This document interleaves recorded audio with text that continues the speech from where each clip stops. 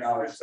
I don't know what it's gonna say, but it's probably more entertaining than what I'm going to say, so. I think it just went off. I just. I hit the top, so I think you're okay. The problem solving. That's on the building. I don't know. So I have this volume down. Maybe I just hit volume down and it won't bother us.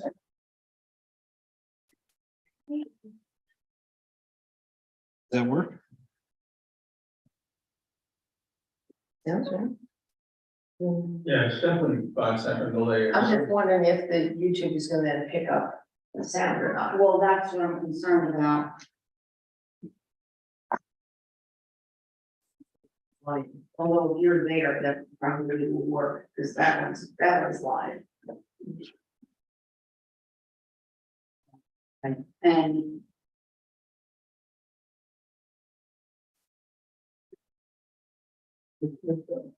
Oh, we should have somebody connected to the YouTube streaming and that.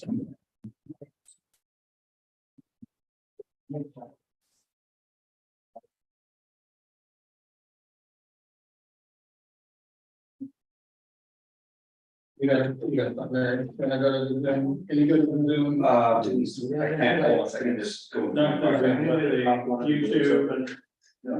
yes, I think if you just push it out, it'll pop open. I can do it. Video ways to mute YouTube, but I don't know where it is.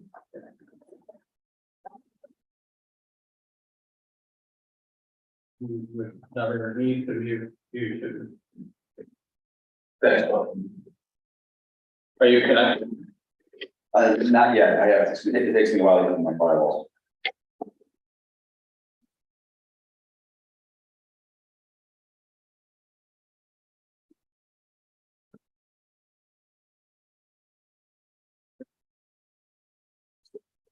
You want me to broadcast my machine though? No, I just want to see if YouTube is picking up sound. If there, we can't stream it without sound. I know it's delayed, but. Yeah. No way of telling it. No one's here, it's trying to get the back of the computer. Streaming sound or not. Oh, man. But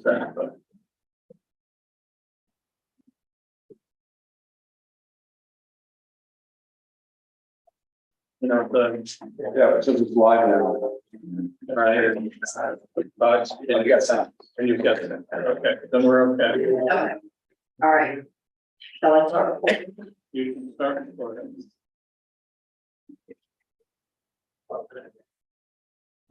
Okay, sorry about that. We are recording. In accordance with the Open Public Meetings Act, please note the following: beginning October 12, 2023, all planning board meetings will be held in person in the meeting hall on the second floor of the Bernardsville Municipal Building at 166 Minebrook Road. Meetings will be live streamed on YouTube, but with no opportunity for public comment. Members of the public wishing to ask questions or offer comments will be required to attend planning board meetings in person. YouTube live stream access for all meetings is at Bernardsville Borough, BORO/streams. This link will also be available in the agenda for each meeting, which is posted on the borough website at bernardsvilleborough.org. And on the Borough Hall Public Bulletin Board at least 48 hours prior to meetings. Notice of these changes has also been emailed to the Bernardsville News and the Courier News by posting a copy on the Borough website and by filing a copy with the municipal clerk all on October 5th, 2023. It is the intention of the board not to continue any matter past 11 p.m. at any regular or special meeting of the board unless the motion is passed by the members then present to extend to a later specified cutoff time, and same shall be announced at the opening of each meeting. In addition, the board does not intend to begin a new hearing after 10 p.m. nor begin testimony of a new witness after 10:30 p.m. Any hearing conducted by the board is a quasi-judicial proceeding. Any questions or comments must be limited to issues that are relevant to what the board may legally consider in reaching a decision. The quorum appropriate to a judicial hearing must be maintained at all times. Roll call. Mayor Knopf, here. Ms. Gardner is absent. Mr. Graham, Here. Mr. Horowitz, Here. Ms. Kellogg here, Mr. McMillan is absent, Mr. McQueen, Here. Mr. Otto is absent, Mr. Simoff, Here. you have a quorum, Mr. Chairman. Thank you. We have meeting minutes from the 28th and the 12th. No, just the Just 28th. the 28th, so I copied it, okay. Which was our interrupted meeting, That was the meeting that. Yeah. the meeting that was, Yes. I had a bunch of comments on the minutes, so I don't Go know, ahead. should I go through page by page? Sure, yes, yep. Okay. Let me, hold on a second.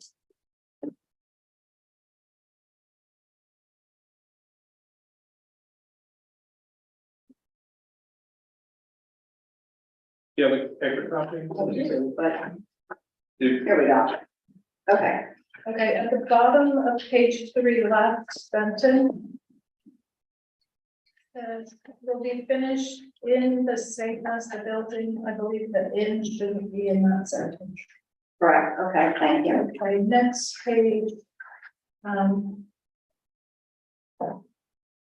The third, maybe paragraph, the third grouping down with the dot in front of it, the entrance turning in from Mill Street has been slightly widened from a curve opening. It should be curved with a B. Okay. Under Ms. Kellogg, 1, 2, 3. Okay, go to the fourth, The fourth bullet point there. Does the northern limit of the access easement cut across the walking path? There's two. There's two accesses, I see it now, thank you. That shouldn't be in there. The next bullet point shouldn't be in there because my next comment was with regards to the northern limit of the access easement. So then take the bullet point out and just continue to say, provide clarification on the dash line going through the woodchip path on the plan, period.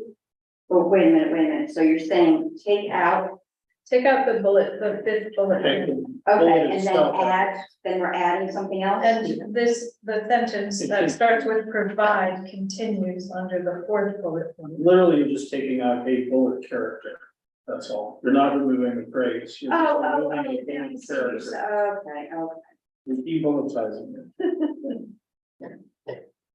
thank you. And then there's a period at the end of that, I believe. The next sentence, that starts with and. I believe you can take the and out and start with a new bullet point within the 8+ on-street parking spaces. You're also proposing all of the loading is.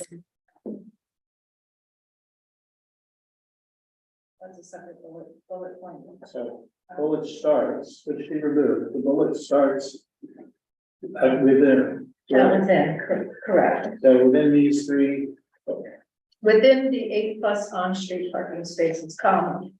You're also proposing all of the loading is going to happen because there's no loading zone on site. So it would be a lowercase y. You are.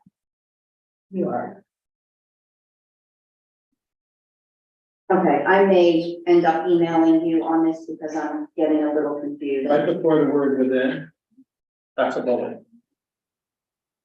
And we're removing the word and. Yes, Yep, Okay, and then within those 8+ street parking spaces, you're also proposing all of the loading is going to happen because there's no loading zone on site. correct. correct.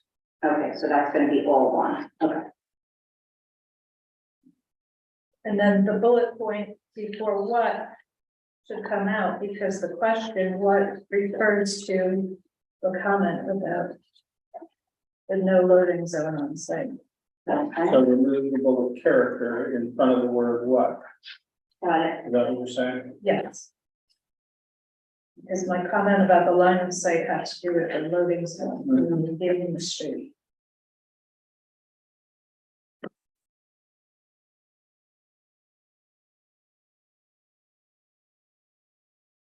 And the second to last bullet, the grading plan on sheet 4.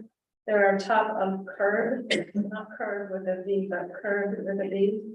Top of curve and bottom of curve Yeah, elevations. And instead of that, or I think that she said where the differential between the two elevations is 4 inches. okay.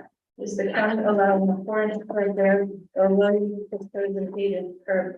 And how will that change the grading in front of the building?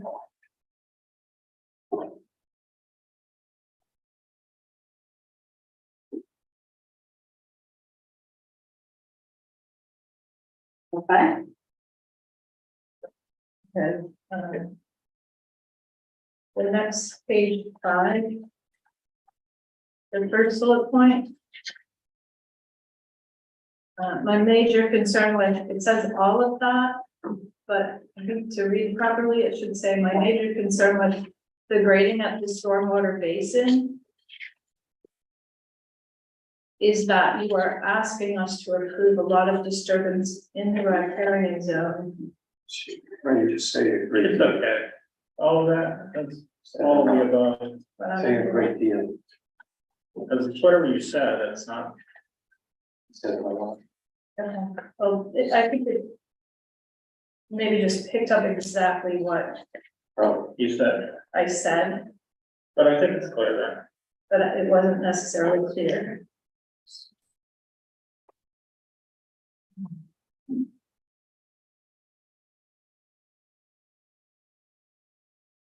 Wow. If you go down to the paragraph that starts with, it's about in the middle, the on-street parking spaces. The third sentence where it says you're right, I believe it's you're right, there will be some loading instead of here will be some loading. okay, The next sentence would cause someone to pull farther forward than they would do today. Not as they would do.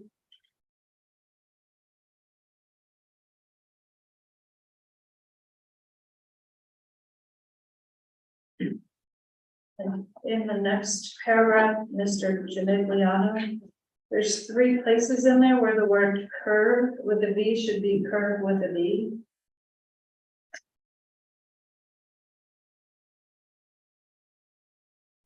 that happens, Still. It's a real word, so. That is.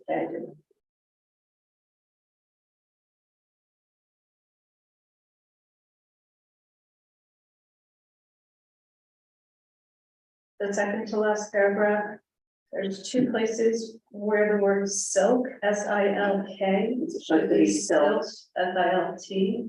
Yeah.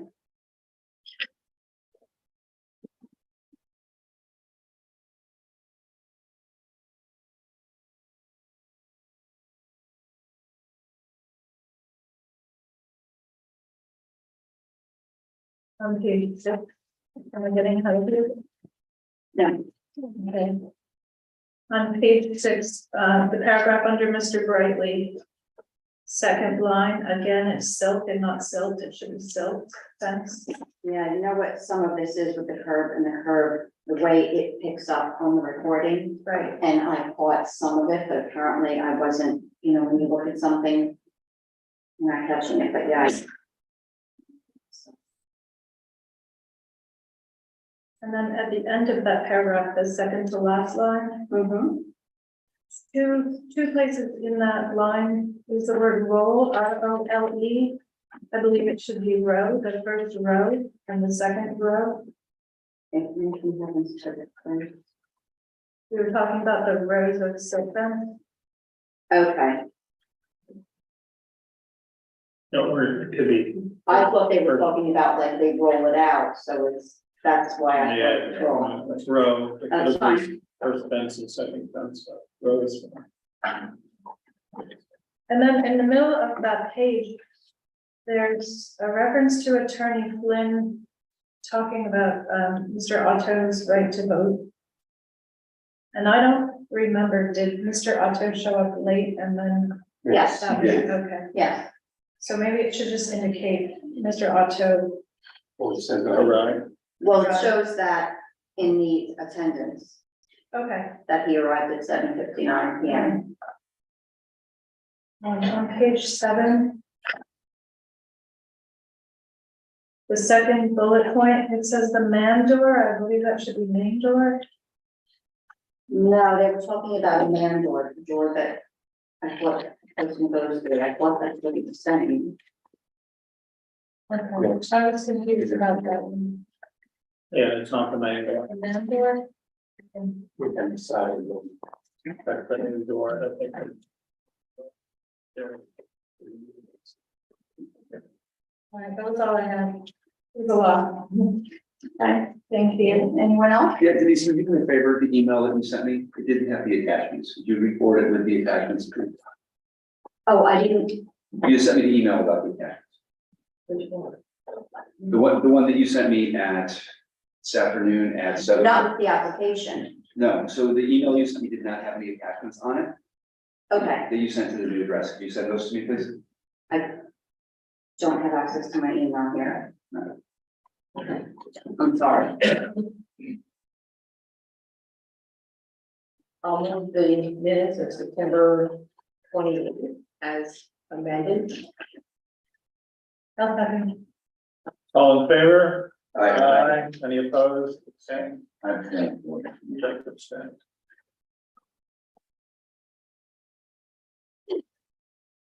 Okay, no communications. Is there anyone at the meeting, present at the meeting, that is here to discuss anything that's not part of the agenda? Okay, come on down. I just have a quick question. I am purchasing a property next door where the 114 Claremont is, the four condos to be constructed, and there's an issue with the setback. And No, well, that's on the agenda. it is on this agenda. I don't have any minutes. Do we have any extra that I can look at? Or no? You mean the Hard agenda? copies? Oh, it hasn't. Oh, okay. Did you put out a stack of agendas? Yeah, I have them, but yeah, but Oh, I'm sorry. And nothing has been approved on that issue, right? It's being. no, tonight. they're hearing it tonight. Oh, okay. Thank you so much. So you'll get a chance to ask witnesses, and you'll get a chance at the end to make a comment. Okay, thank you. So we'll let you know when it's okay to ask questions or make a comment. And you're Debbie? Do you need me to stand up or can I just talk to you right here? Your preference. You can, the point is whether it's gonna pick you up, that's all. It probably was. Come closer. Yeah. No, so let me go. Okay. Okay, hi, Pat Peachy, 70 Chilton. So this is the same comment that I shared with the council the other night in terms of stopping the public participation virtually. So with all the current development and all that will come going forward, closing the Zoom door and locking out the public from virtual participation and comment seems at the very least untimely. If it was, I'm not clear on who made that decision and if it's permanent. If you all decided that as a board, well, then so be it. And I understand that that's your prerogative. But even in the beginning, there's no opportunity to speak.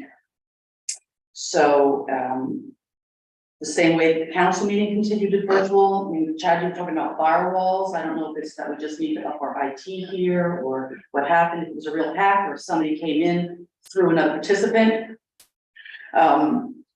But at any rate, there are still many towns that keep it open to public comment through the virtual access. Somerville, I think, even has a registration process, so we might be able to look into that. But you know, what's the intention? Like, I had to stop and think, why am I even asking that? Because I've had a lot of nice questions answered there. But the intention is, like the council meetings, to keep the planning board meetings open, fair, communicative, inviting and encouraging to the townspeople so that they might feel they do have a voice as the town grows and grows. Thank you. And it was very nice to meet the new administrator. Thank you, Denise. Discussion. I would like to open it back up. I'd like us to look at whether we can use the council's ID, at least, they're using it. And resume, hybrid meetings. I think the other item that comes to mind, the Kathy left out, is we're entering the holiday season. People are traveling all over the place. And we also have quorum challenges in this committee. So I guess I don't consider it an inconvenience for our legal representatives to swear witnesses and so forth. And we've done it very effectively, I think. So I don't believe that's an excuse. I believe that if the council also decided they weren't gonna do it, then, okay, fine, we're uncomfortable with the technology, but we're clearly comfortable with the technology, so I would say we should, at an appropriate amount of lead time, then we should open it back up to the same format that the council meetings were in. Any? Well, I have no issues, I'm a technology guy, so. I think it's a matter of giving Denise some time to get comfortable with it. I've done Zoom hybrid meetings, so I'm more comfortable with that than. It's more about sharing. Than you do, so that. I'm We used to. do all three. We do all three. Oh, okay, But well that's then, Yeah. Yeah, I think it shouldn't be using the same account. I think that was one of the things that should be answered amongst the administrators is, Yeah. I think. Frank's account. Chairman, I would recommend, so as we deliberated on having it open, technology is as good as it is. We, in our mayor's statements prior to the meeting, we do make a statement that any disruption in the digital technology does not invalidate the meeting. Okay, Because I think it's very important. In today's world, what happened a month ago, right, it happens. Right. And when it happens, the only recourse really is just to turn it off. right. So I would recommend that we take the same policy, you include that in your opening statements, that any disruption of this meeting does not invalidate either the quorum and or the public notice or public involvement. Would it not Quorum. invalidate the quorum? If we didn't have everybody here, yes. We're part of the Zoom portion of the meeting. Oh, I thought you were suggesting to do it the way that the council does it, which is where. Well, I was, but I did not, and that's actually what Kathy's asking for, is at least that. Yeah. The going the extra step, which is for a quorum situation. We have, yeah, and the people on the council, work, access remotely. Do the council members do that or? We allow, two remote a year. Okay. Oh, so 5 persons. So let me rephrase, you allow to retain your voting rights. You only have 2 absences a year, or 2 remote dependent. Okay. Okay, and then in terms of normal absence. Yeah, it's more to encourage members to be in person. Interesting, okay, anyone? Thoughts on that aspect? I don't know, I've been to a lot of planning board meetings lately and asked John and Bob. This is the only one that doesn't allow, switch or allow remote. Most of the planning board meetings are now in person, like they were before COVID. This is the only one that I'm familiar with. I only have one town right now that's, remote. How many? Out of 10. the rest are only in person? I only have one town that's remote. Most towns that I represent are trying to do public meetings. And most of the ones I attend are in person. It's, Kathy, I hear you, it's one of those things I hear you, a lot of the towns have returned to the way it used to be. I guess because the German just don't get the ambiance of being remote. I thought you did fine. I don't know, I think the world's changed, I think remote technology is pervasive, across industry, pervasive, and, we'd still be doing it, obviously, if we get hacked, so. But, But the other question I have is, it was a temporary It was during the, due to the COVID. Due to somebody who was an emergency, I mean, that emergency has been lifted, right? So does the town have the ability to continue on, or? I believe there was a directive from the state that allowed municipal agencies to still meet either hybrid or remotely. Even after they lifted the emergency, declaration of emergency. I know we have one town that's a hybrid where they take comments remotely, and I have a couple other boards that are still fully remote. But it's consistent with what John said, the majority are in person only.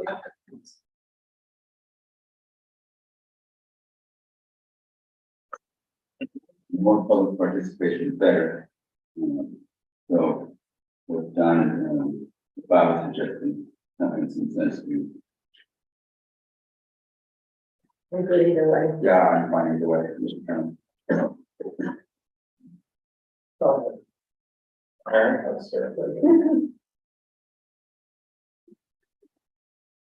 Well, if you want to know. Probably. It won't change It won't- anything I know. except December. Yeah. Um, I'd like to return, so, to. Yeah. To full remote. Yeah, no, but that's just me, I'm, sure, but, Mary Jane and I had a lot of discussions about this. I spend my entire life on technology. Yeah, for me, it's just continue working. That's exactly right. I like to see this person. The second person, Yeah.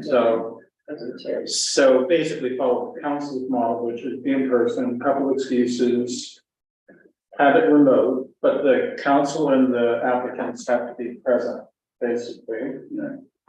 The public can be remote, Right. and the once in a while, board member to, whatever, could also leverage accessing remote. I did it, I'll be honest, if the meetings here, it's very hard to participate as a remote board member.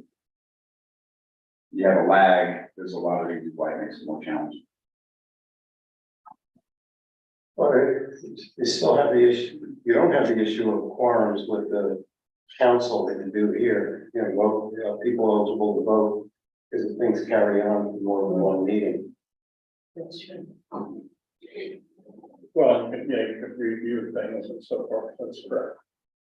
I think probably the most appropriate thing is to follow the council's model. I think. So, the meetings are not, the presentations and the board presence is not virtual, except rare cases. And the public can participate on through Zoom, and they could also just listen to a live thing. And if it, if that doesn't work, we can change it again, so we might as well try it that way. Well, you set the precedent, so Right. let's do that, let's follow the precedent. What about applicants and professionals They have to be here, and board professionals too? yes.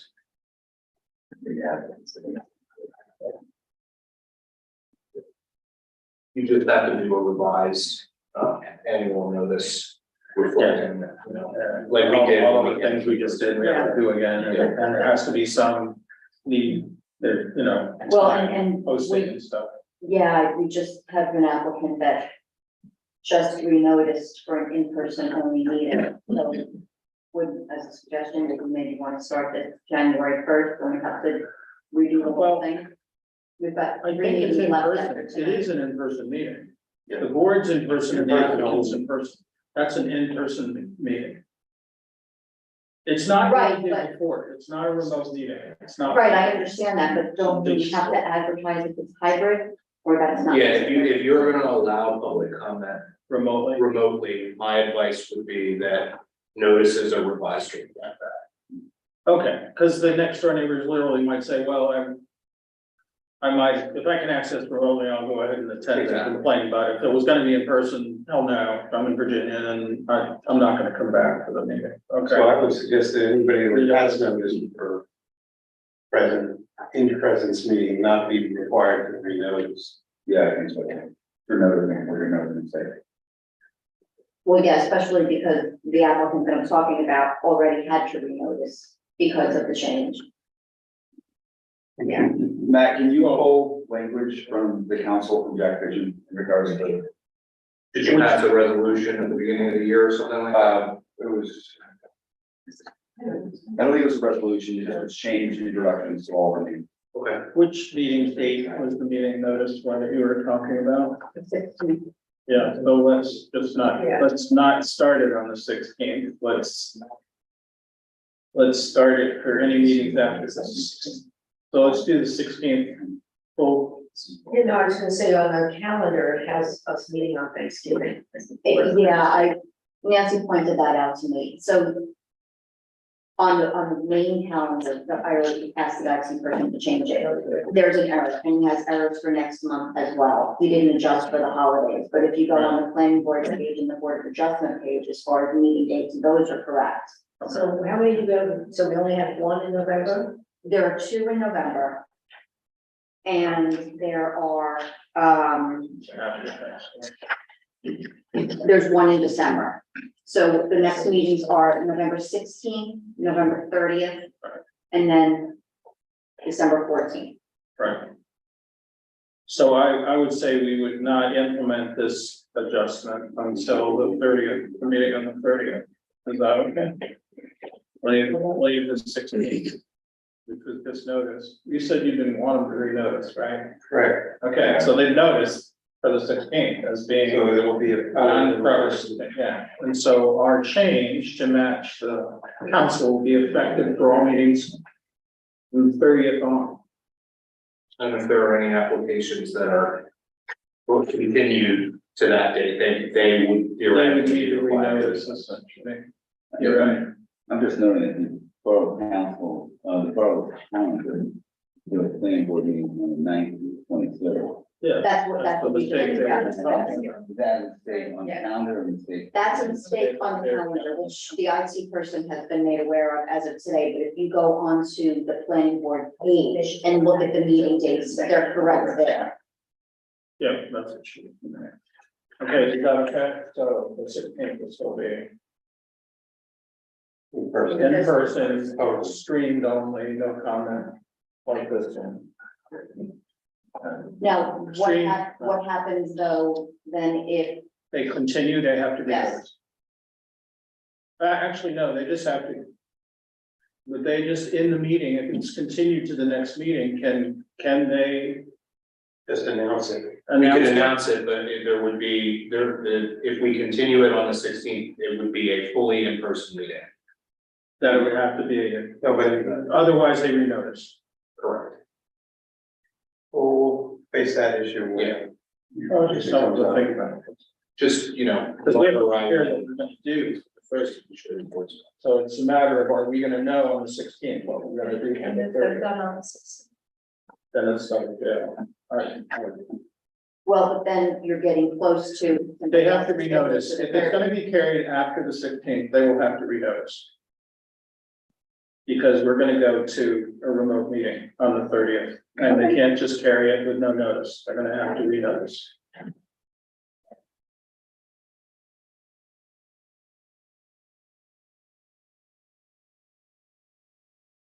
Okay, thank you. Thank you for discussing that. All right, no more comments, okay, from the public, so we are now on old business, which is. Okay, this is the Equinix properties, it's just saying being continued to the 16th. There's the bills, which is on your business, right? Bills.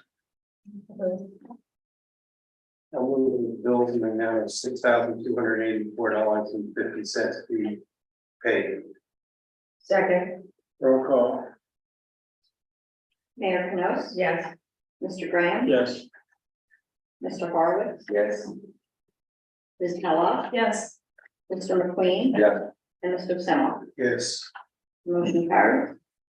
Okay, so now we have our public hearing for, this is a hearing on the application for 114 Claremont LLC. And they're here to present. We're all set, we're good recording everything, Denise, everything's fine, right? Yep, we are recording. All right. This is just for completeness. The hearing is for completeness determination. Completeness and public.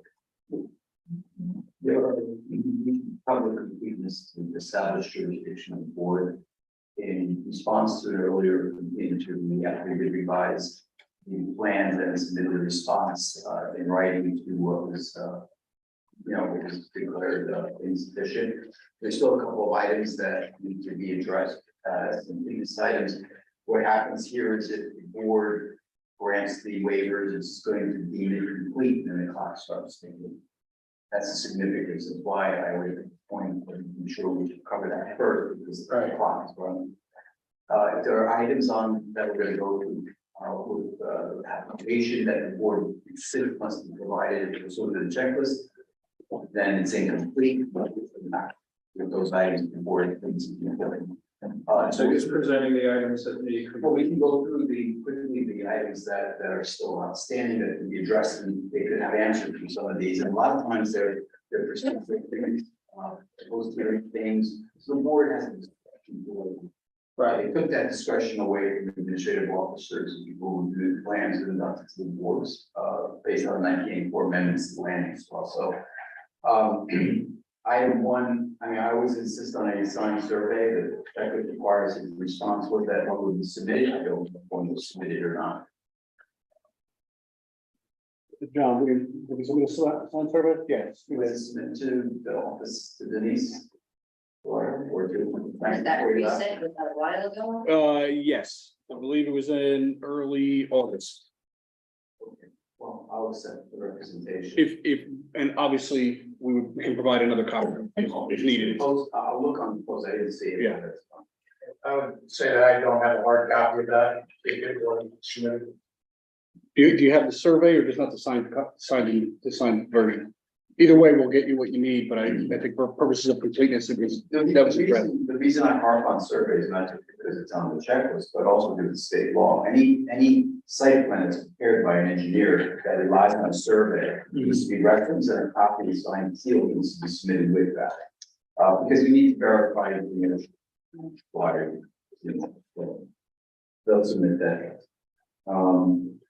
The location of off-street parking, sidewalks, focused on sidewalks. Can I just interrupt?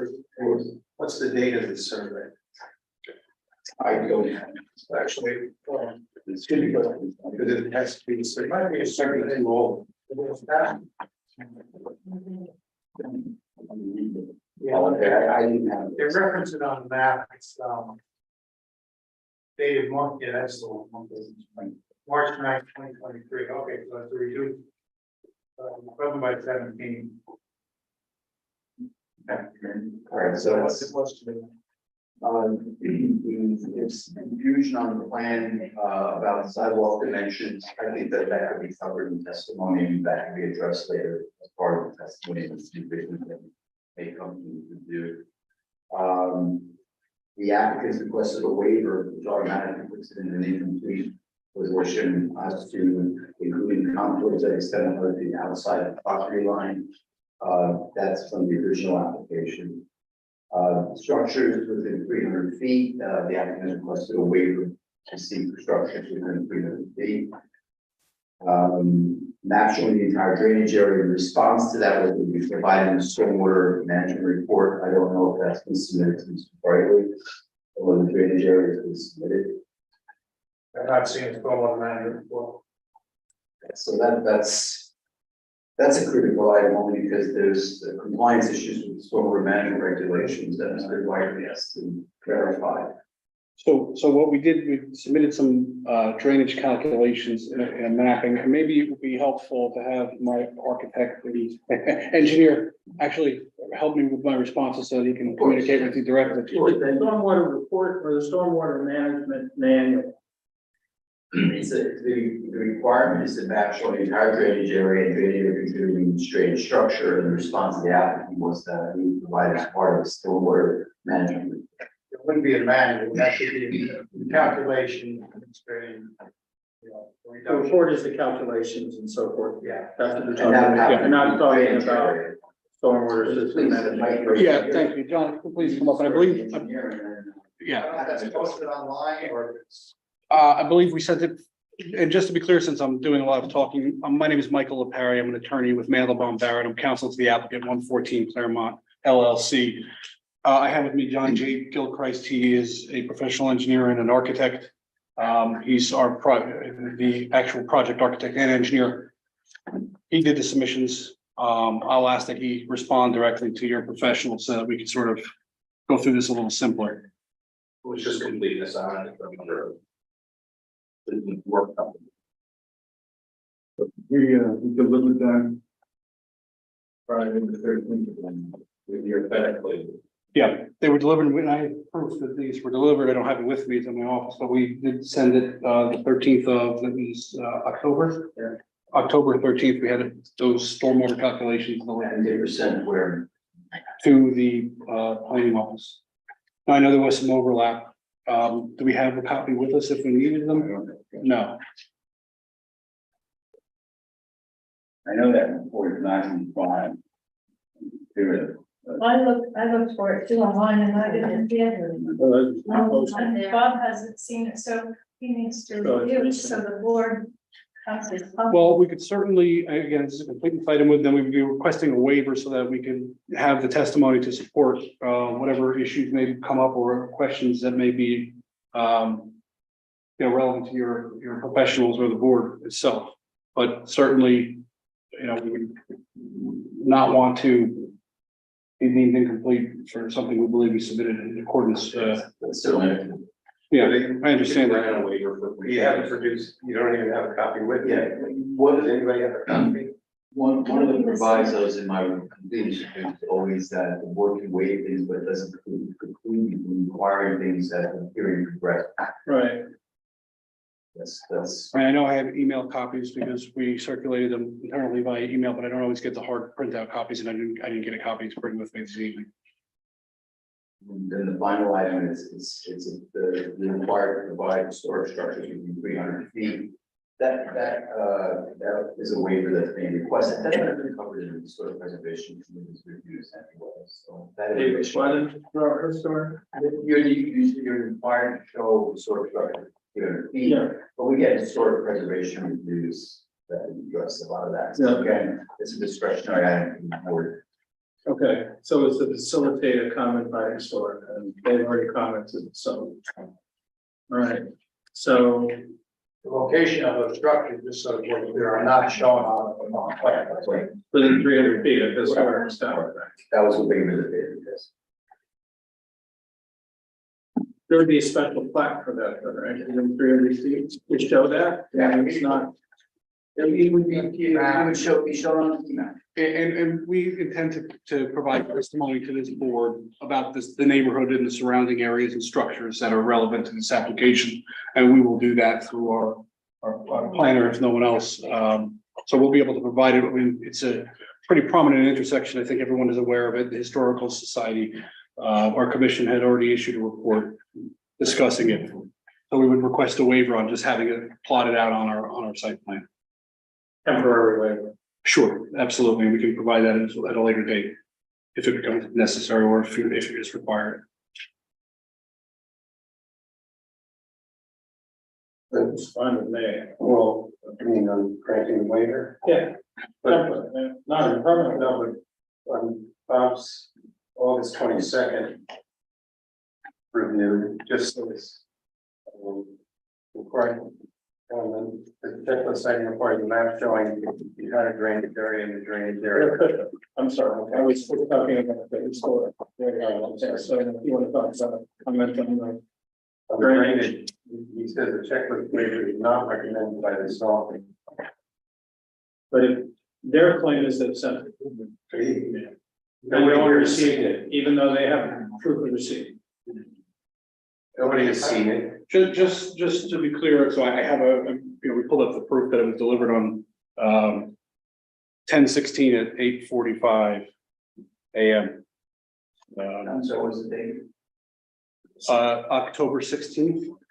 I mean, we scrambled at the last hearing, even though we didn't have a hearing. I believe it was Ms. Kellogg who requested that we provide those calculations. So what we did between the last hearing and now is we made sure that we got that all calculated. Yes, and the survey as well. Yeah, right, the survey, the drainage calculations, and we submitted that and was delivered on October 16th at 8:54 AM.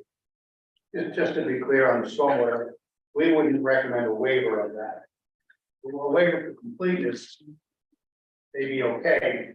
This is gonna be an underground storage system, the size of it may change. Yeah, they're two different things. There's a waiver for completeness and a waiver for really what they want to do, and they're looking for that, right? Exactly. That's two different things. Right now, it's just a question of a waiver for completeness.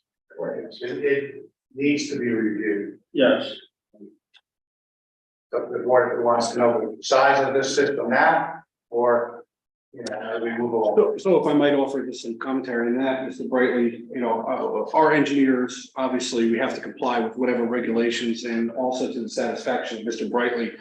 Even without getting into any discussion or testimony as to what is being proposed, I can tell you right now, we're going to work with Mr. Brightly, throughout this process and afterward to ensure that any approval that we obtain satisfies whatever regulations are required of the applicant, as well as to Mr. Brightly's satisfaction, and that would be ultimately a condition of approval anyway, and we wouldn't be able to proceed with the development if approved, unless Mr. Brightly ultimately signed off on whatever stormwater management infrastructure and procedures are set in place anyway.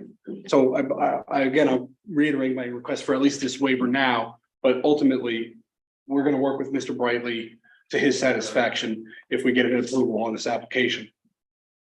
You're suggesting you get an approval on the night?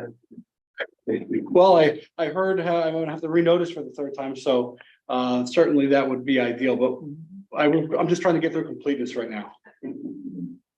Mr. Chairman, I was just looking at the calendar. It is possible that it was delivered, well, obviously as a confirmation. My offices were moved from Borough Hall to the library that week. yeah, It's possible it's somewhere. somewhere and it didn't get to me. Like that great big storage warehouse, 3 years ago, I'm sorry. Okay, it's a big deal. I know you have to go through a lot. Yeah, well, I'm not finished yet, but yeah.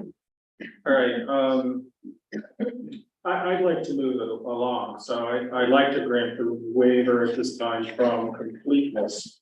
I believe also since they believe they actually sent it, so it's not like they're stonewalling us And then on delivering it. with, how long is the time to act?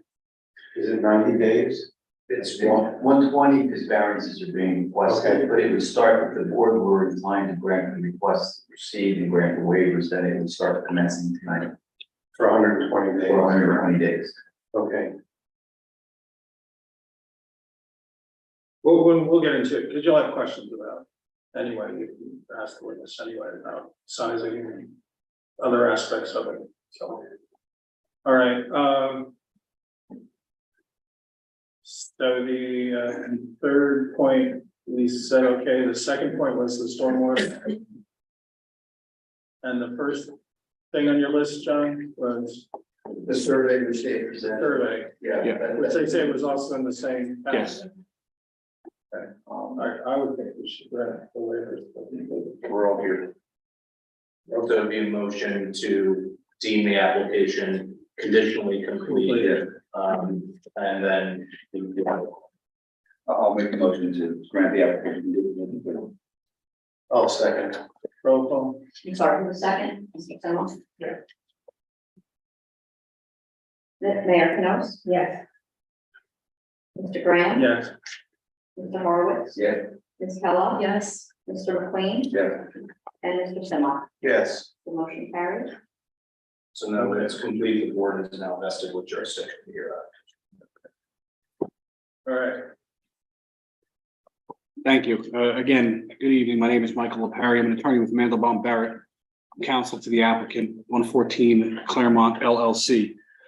We come before you this evening seeking preliminary and final major site plan approval to, and a few associated bulk variances to allow for the development of a 4-unit residential townhouse building located on Claremont Road in the downtown Claremont Road Zone Subdistrict, which is a subdistrict of the Bernardsville Downtown Zone District.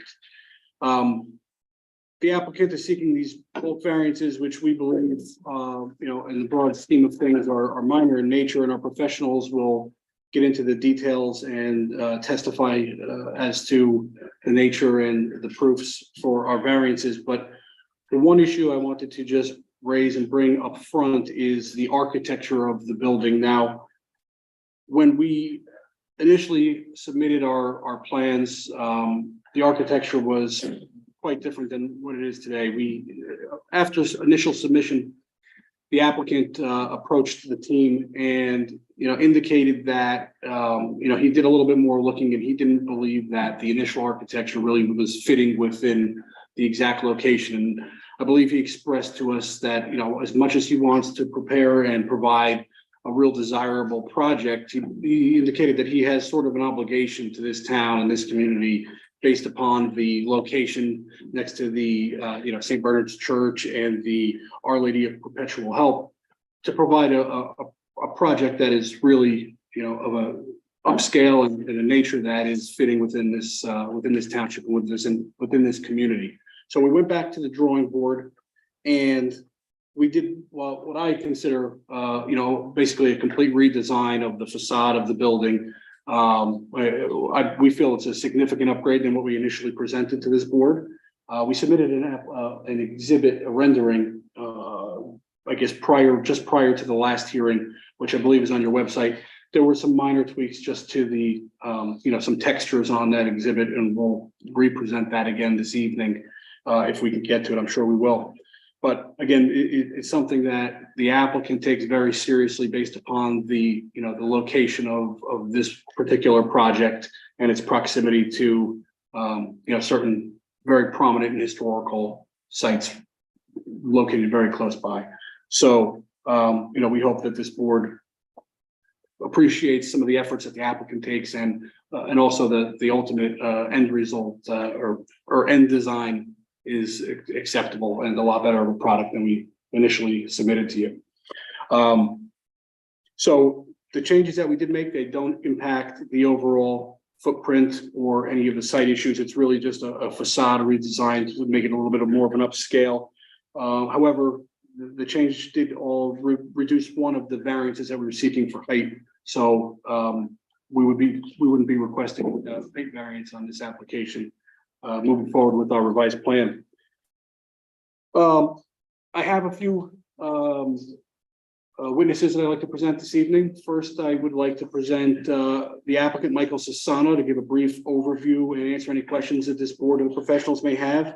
And then I'm going to call our architect and engineer, Mr. John J. Gilchrist from John J. Gilchrist Architect to discuss the site layout and the architectural design.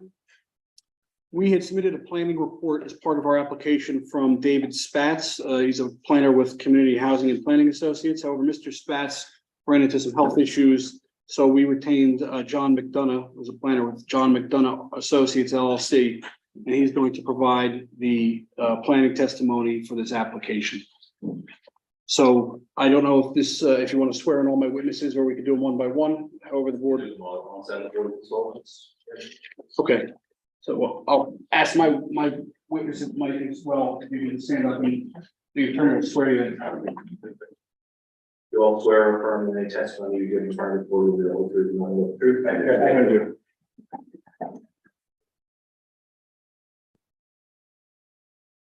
Thank you. I'd like to call my first witness is Michael Sassano. He's a member of the applicant, 114 Claremont LLC. I don't know if he wants to hear or hear. We'll talk to this. Yeah, I think so. Could you please spell your last name? Sure, it's S-A-S-S-A-N-O. Thank you. Mr. Chair, Madam Mayor, members, thank you for hearing us tonight.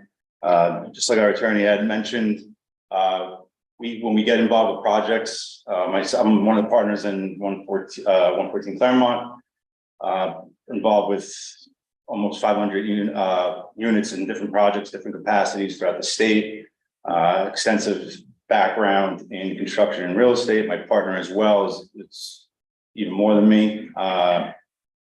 Just give you a quick background, basically, been in construction for almost 20 years. Went through construction school when I was, just out of high school. Then I was an engineer in the Army, got out, worked, for some people, and eventually just started on my own. When we get involved with projects, we take it to heart. We don't just, this is not going to be the first time you see us from this board. The first project that we laid out, basically, I think it's a beautiful project. I just think that there's, for Bernardsville, it's better. Unfortunately, we gave you handouts. I don't know which one you have there. I wasn't sure if this was your. That's not the most recent one. You have it up there, right? So Did you have handouts for tonight? do you have enough? I have the one I brought for me. Yeah, that's we the have older one, one. The newer how about one's, the board? there's 8 here? Oh, 8? In here? Well, okay. I'll do it.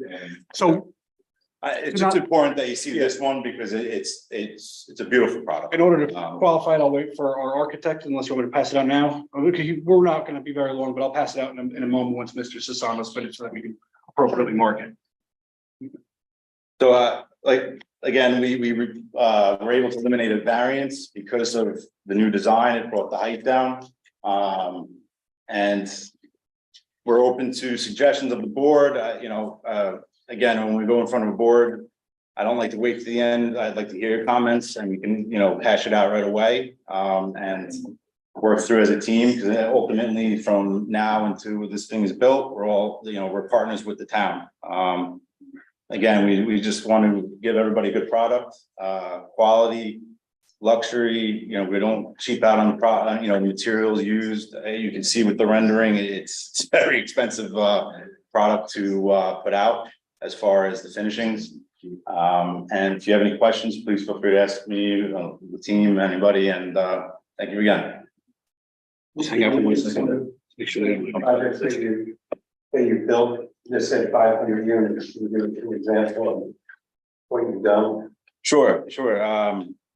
We've done, we're really from the north, to be quite honest. So it's like Angle Cliffs, I built about 25,000 square foot of residential.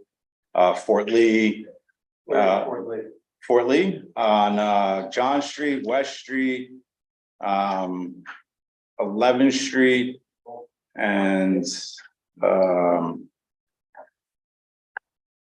Cliffside Park. I was actually just at the Ramsey Planning Board with associate of Mr. Sabo, Mr. Novak and Ramsey. Yeah, I was there last Wednesday doing a nice, beautiful duplex there. And right now under the development process, we have 136 units with Plainfield, 22 with South Amboy, 46 with Old Bridge. Englewood have a bunch of projects, so involved in a lot.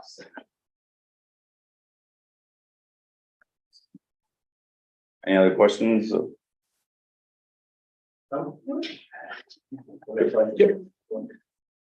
think the witness technically, right? Yeah, the question from We can ask if the public has, this time, if the public has a question for this witness, just. Yeah, I have a question. I am State the your property, name. Donna Tweed. I am purchasing the Please property. spell your last name, please. SCHMIEDE.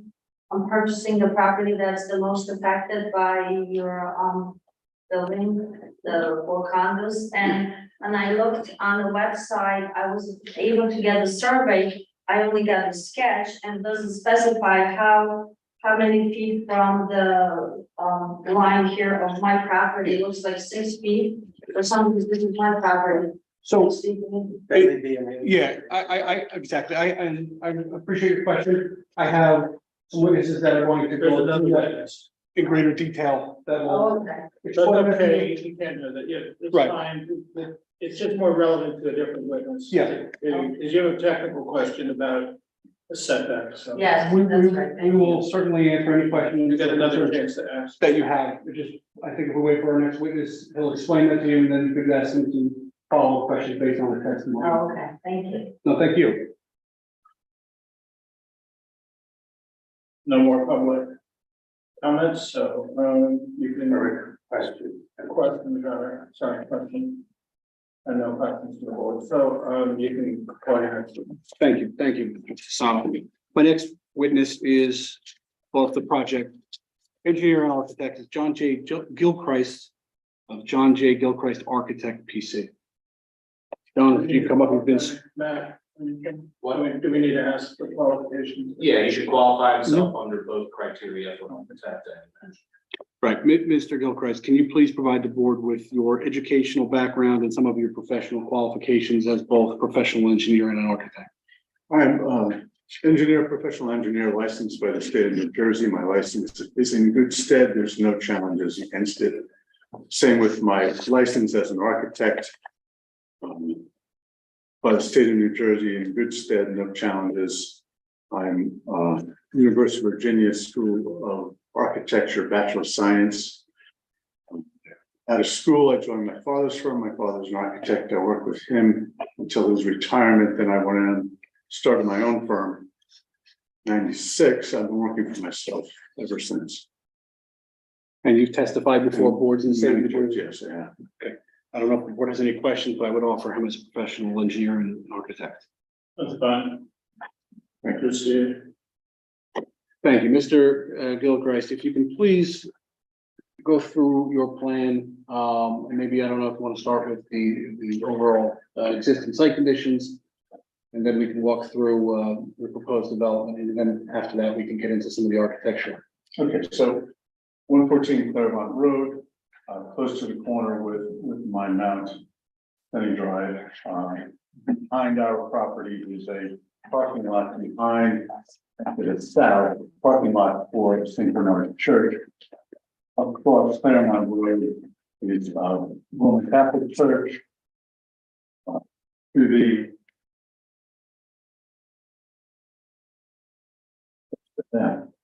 the other two sides, we have single family homes. Although along Claremont Road, there are other, directly next to us is a single family home. Other structures along Claremont are single family and multi-family. Property is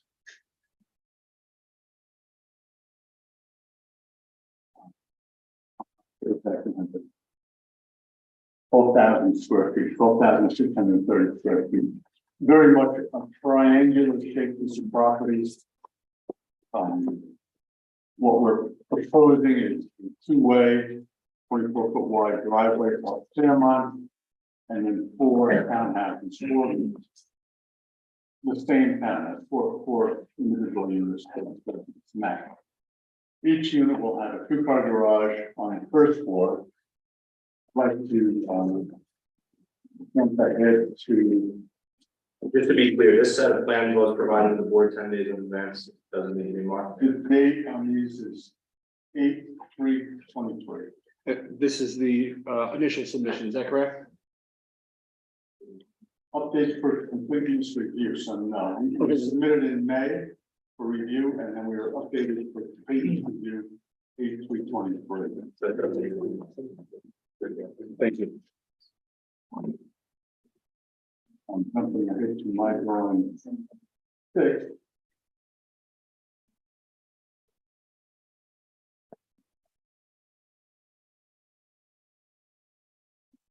The floor plans, each unit on the grade level has a 2-car garage, front door, stair up. In the back, we have a den, full bathroom, utility room.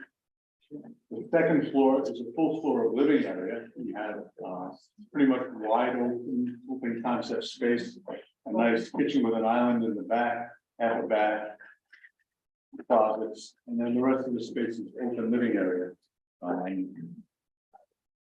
Available for dining and TV watching and so forth. The third floor, we have a full third floor. 3 bedrooms, a master bedroom in the front, primary bedrooms, full bath, walk-in closet, 2 bedrooms in the back with 1 additional bathroom. appearance of the building, if I go to my drawing 7.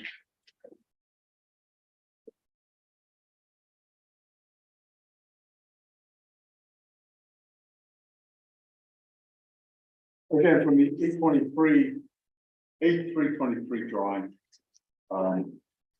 We show a building with pitched roof.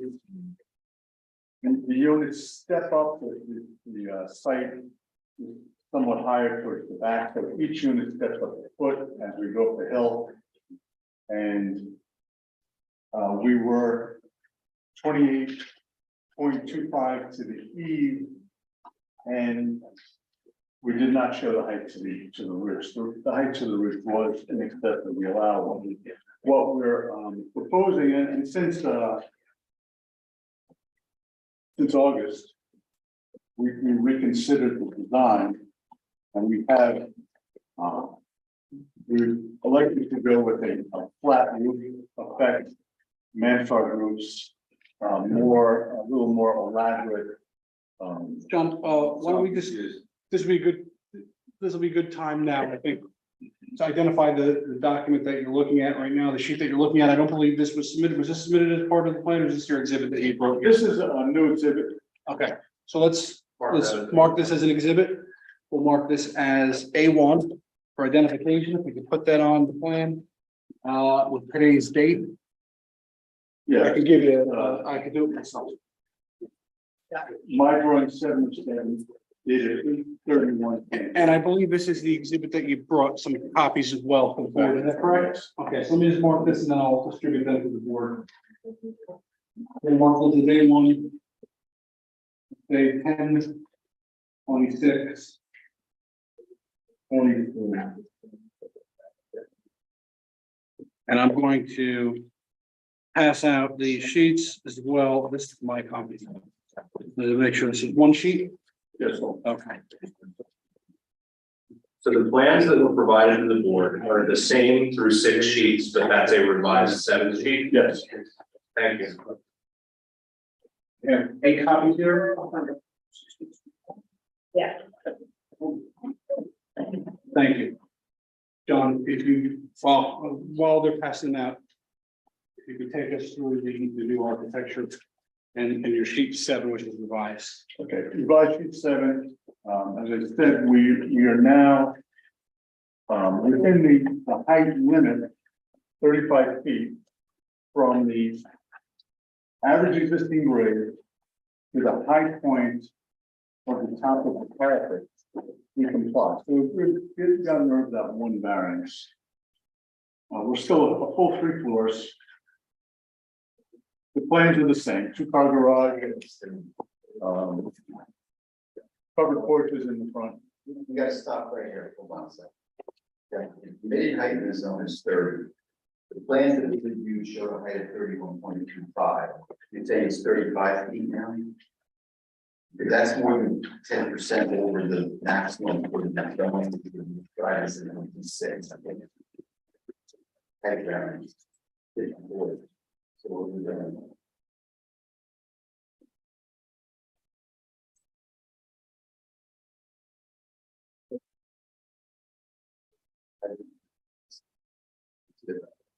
It is 30 feet in the zone, right? Yes. Yes. You mentioned 35, but I think that might have been. This is verified, that wouldn't put it right for that. I have, I have a beat the top parapet, maximum 30. So let's back up and identify the variance that we were seeking. Was a maximum distance to the bottom of the eaves. Yes, but that was with the pitched roof. We no longer have the pitched roof, we have a flat roof. I think beat the top parapet, maximum 35 feet. So This plan shows 35 feet on it. Yes, Right. the question is, what is the ordinance requirement? Yeah, I'm calling it out. I quoted in my report, it's right, it's, and we'll need calculations of how you get the building height pursuant to the ordinance. We look at. Should the ordinance number there to council, I can pull out on the sheet.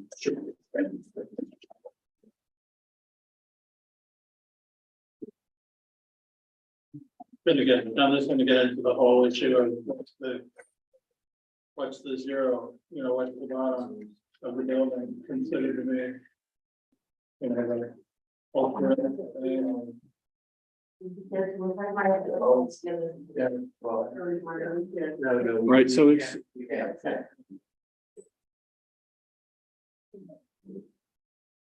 it's 12, 19, 12.19D is the downtown zone standard. right, and it's D7B. So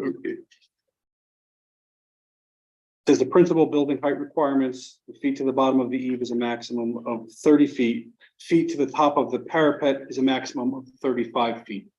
So that's where our 35 feet. Can I verify that? Yeah. You don't have it handy, I can have a copy here for you. He's read it correct. Okay. Guess what we don't have is the calculation, how we get to that.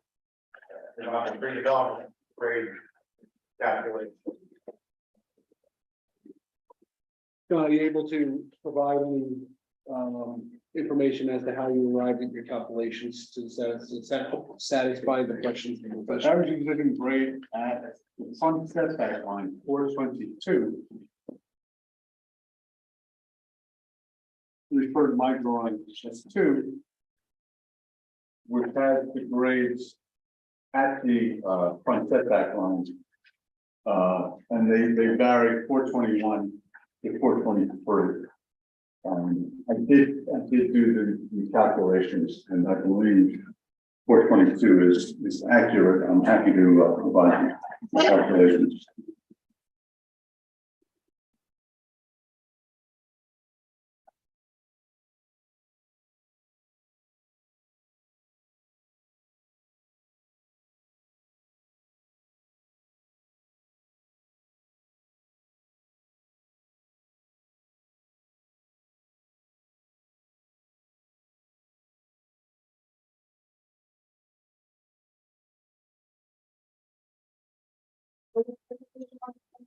Where actually is the property line in the setback? The lot line, yes, the property line has the meets and bounds on it. That's 3114, 115, 79.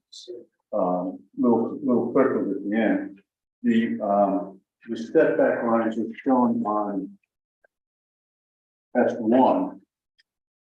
Generally 5 feet all the way around the property is the setback line. There is a additional buffer requirement to our neighbor to the east, 20 feet rear yard, which is the variance we're seeking. And that is because it is 20 feet to a residential zone? It's a residential buffer, yes. Right, but the product that we are providing is residential.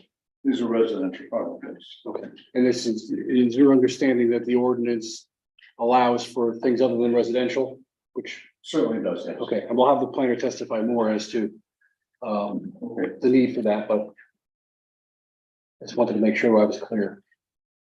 Okay, and then with that, we are showing balconies off the second floor on the south side, on the side facing the parking lot. And my understanding was that balconies were permitted within the setback. However, Yes, I believe that's correct. it's suggested we apply for a variance for that.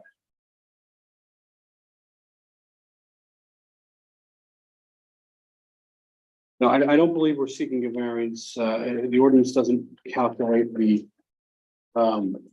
balconies as being within the setback. But John, if you could please just take us through a little bit of the layout of the building and the orientation of the building on the site, because I know it's a little bit of a unique shape. It's a unique shape to the lot, unique size, so maybe you could just give us a little bit of a background on the orientation of the building, et cetera. Certainly, as I said, the property is roughly triangular. And we have the buildings laid across the south side of the property. So basically, they back up to the parking lot. The parking lot is on My Mountain Road. This is 30.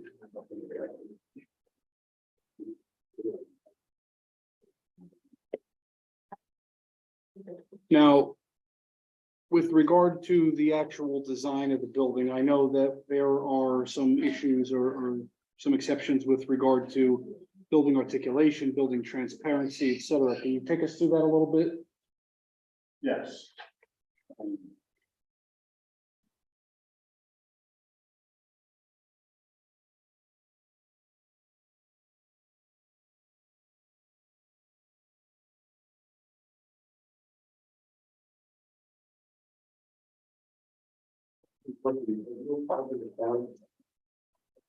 John, did you make a county application yet? I don't recall. Did we then? I'm not aware. The end unit facing Claremont does have an extra jog in it, so we strictly meet the articulation requirement against Claremont. We do not meet the 75% of the street frontage should be building facade. For us to locate the buildings located along Claremont does reduce the buildability of the site. So we felt that this location of the buildings was the best. There was some discussion of transparency and floor heights.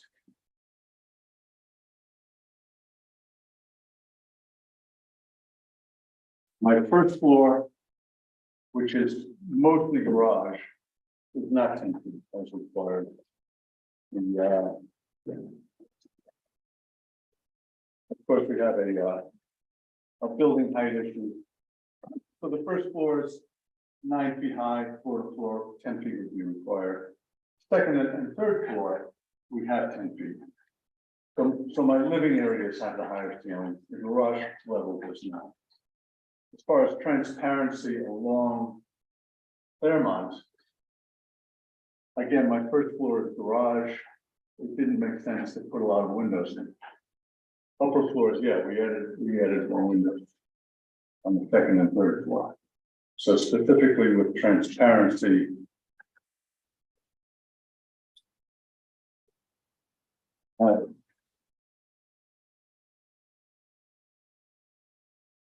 so first floor, 20% minimum, we're showing 8%.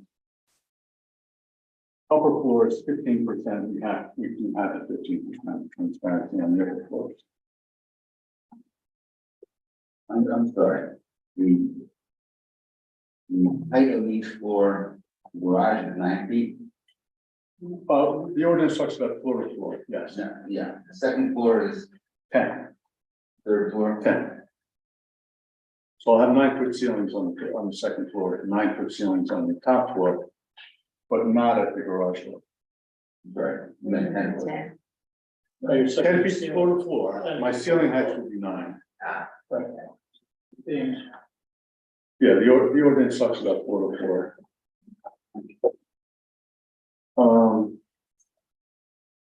Transparency, parking setbacks, parking is, we have 2-car garage in each unit. We'll have a driveway which could handle 2 cars in front of each unit. So private driveways, and then we have 3 extra visitor spaces. So the parking is indeed in front of the building. And what is that dimension in front of the garage? To Space. the driveways are 16 feet wide and 18 feet deep. And then the main road is 24 feet.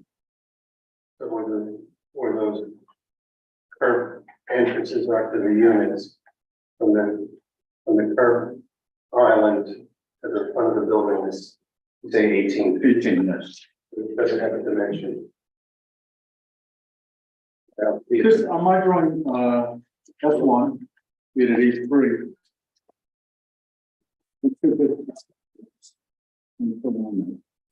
Yep. Did mine not show that?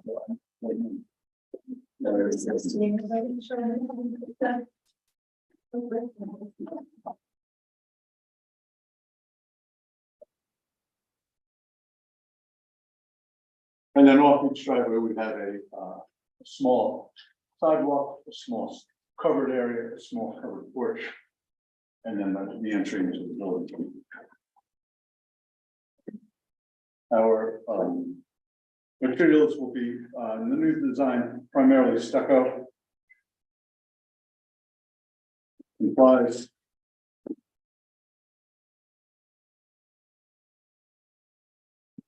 As far as landscaping.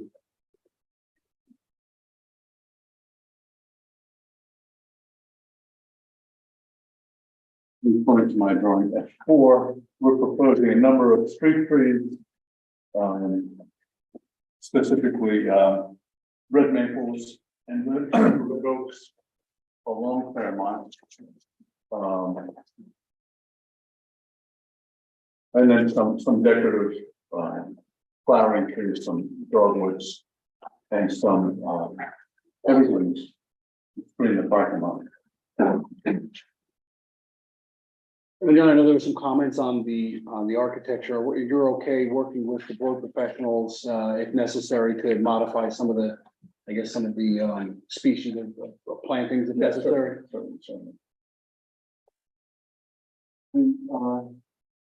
We talked about drainage quickly.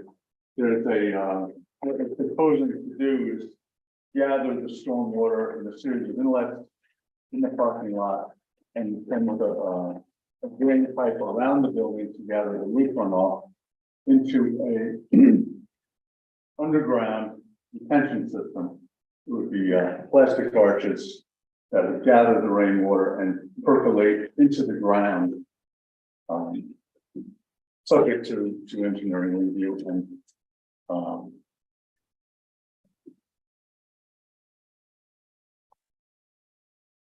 that's my drainage. We did submit a report. I'm sorry I don't have it.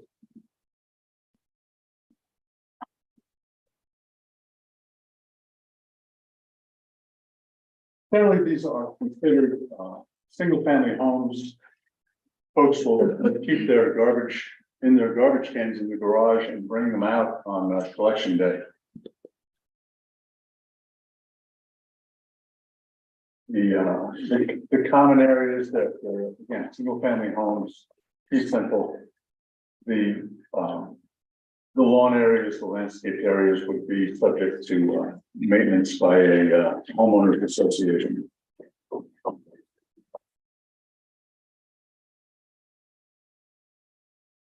Parking is again, it's as a single family home, you would own the two spaces outside your lot, outside your house.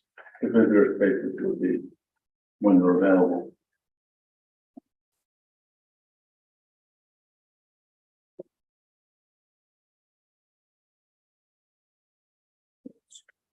I think you've touched upon a lot of the different aspects of the plan and the architecture. I'm sure the board and the professionals will have some questions for you. So I'll turn it over to yes, the question that we heard earlier was that the corner of the building towards the southeast is 6 feet off the property line. The property line slopes away from the building to increases, but at the minimum, it's 6 feet.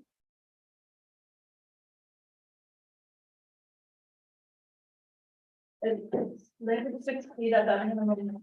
Can you tell me what it is at the other end of the building? A 20-foot setback is required. 20 foot, yes, it's buffer from residential. One talk about there. right. So Talk about the north corner and the northeast corner.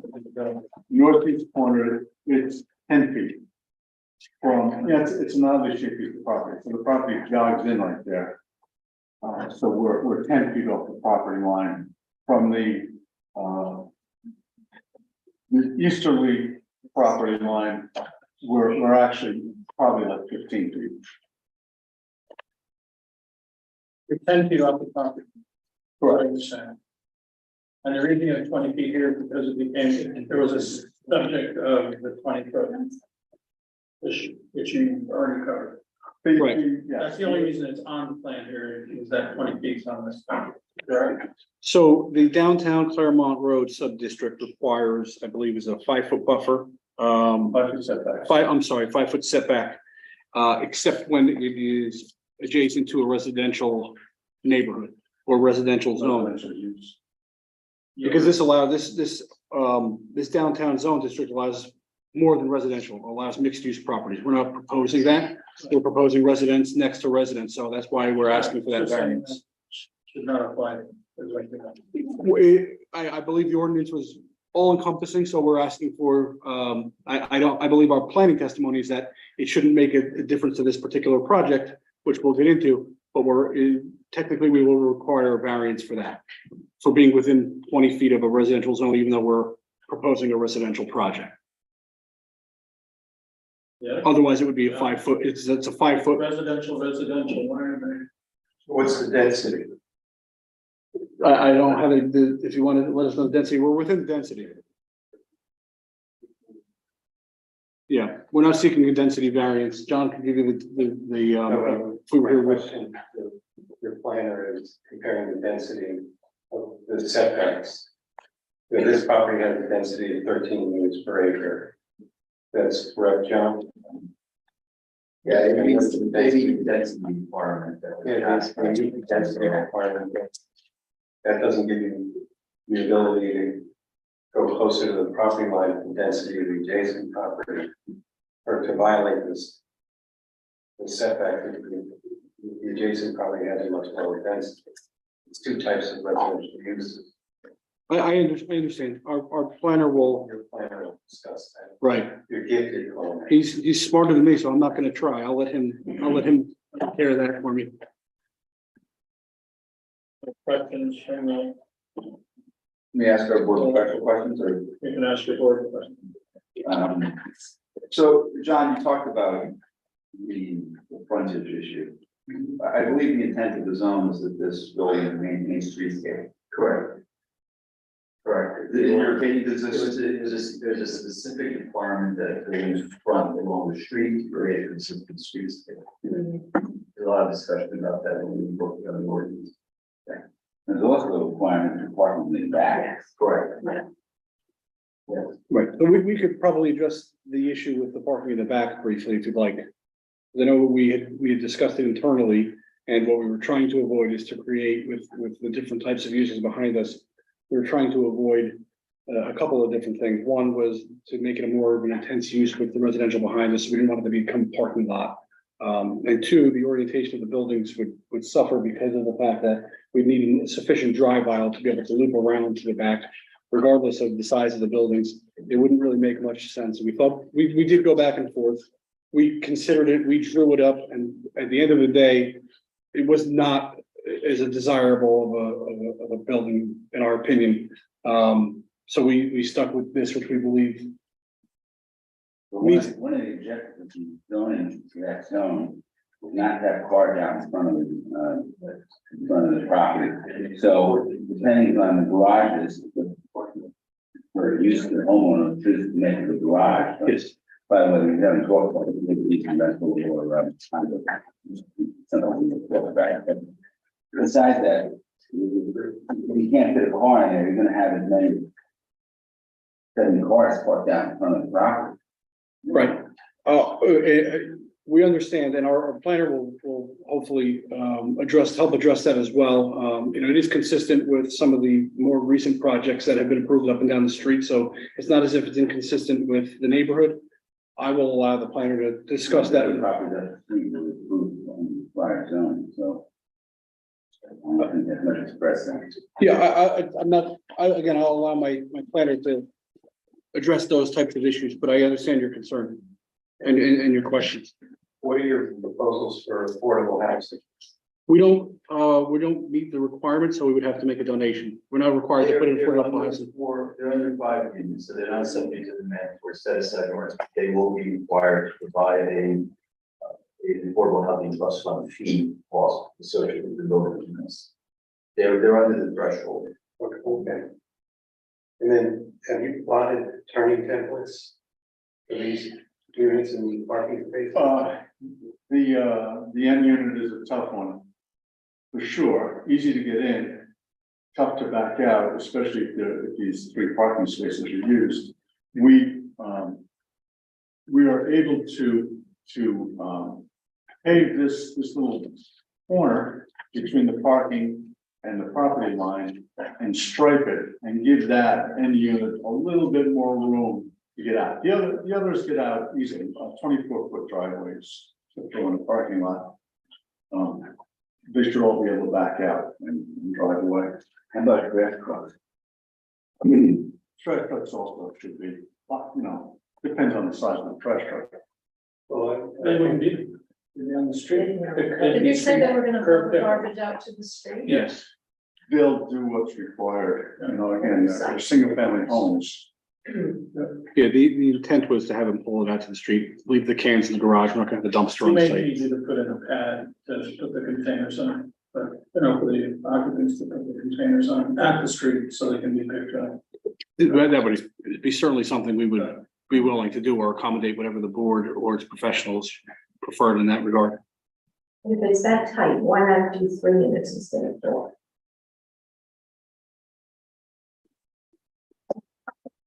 Crazy place.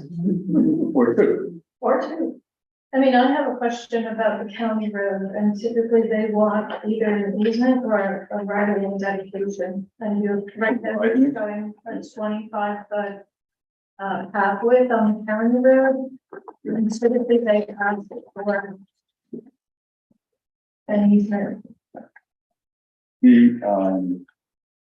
or a widening of the right of way. Right of way dedication. The right of way is 50 And feet. then you really are pushing the front corner of that building because they would be taking more than 5 feet. You have a 5-foot setback there from the Yes. property line, but if they move that property line back further. if the county considers this an arterial street, it's 33 feet from center line. They've done it many of the other applications in town. Some they've taken an easement and some they've taken the dedication. Right, well, that would certainly affect the design. of the But if project. there's an easement, the building is in the easement. Yeah, that would be permitted. Yeah. And then Well, really you're gonna get 3 units instead of 4. By the time you push that back and then back another 8 feet, you already can't back up into the space to get in and out of it. And if you have 3 units, it makes a lot more sense to front them on Claremont and put a driveway to the back for the parking.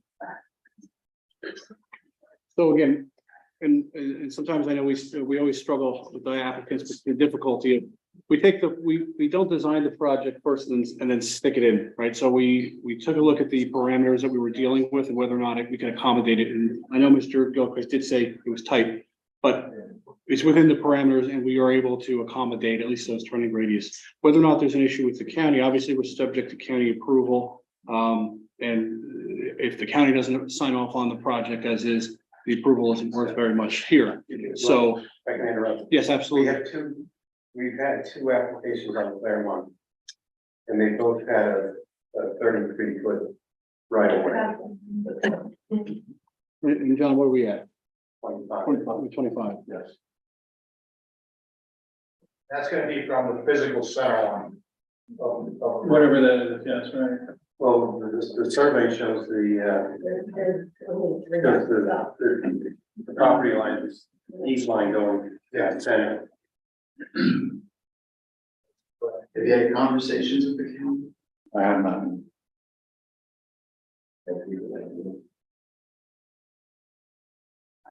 Because it was like the other 2 applications we've had on Claremont. You're not gonna hit the building. Yeah, and I don't dispute you, and that truth we'll have to reconsider. Yeah, I'm like Mary, I'm concerned about templates, turning templates get into the different way. The left. The furthest building in, you can get in, but you can't get out. Well, it's not easy. And the same thing with the one nearest the road. These folks can come back out and drive away. But you also have to show the template, there's a car in the driveway, because you're saying that you have space for 2 cars. Yeah, But if there's a car in one of the driveways, you may not be able to get into that site from Claremont. You have to make like almost 180-degree turn. I'm confident we can get out properly. The end unit is fine. And we have the ability to add some pavement without going over the coverage to better maneuver the automobile. Well, one of the problems you have, I think, is that driveway opening 24 feet, looks like it extends into that first unit. So I think the board wants to see these turning templates. You know, car pulling in and a car, exiting. Okay, we did start to do templates, and I can certainly provide. And backing out of the units, is both end units create issues backing out, so. Yes. Ron, can you talk a bit about the setback issue? Are the setback problems only in the rear, I guess, right corner of this building? On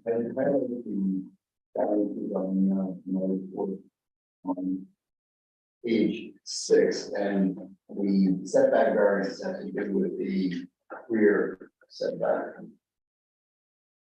And they correctly characterized it as because it's a buddy that was done. I would point out that the patios and decking that they show you go back to the property. The patios that are on the front, It's, I don't have a dimension for they overhang, patio. you're saying they No, overhang. patios that are something right. Oh, patios, not What they're saying is the balcony line is allowed to expand. The balconies, we made an exception for balconies, remember, to a certain distance. It's not clear to me though, I think maybe there should be some clarification, because it says that the balconies can extend, but they need to be 9 feet above the sidewalk.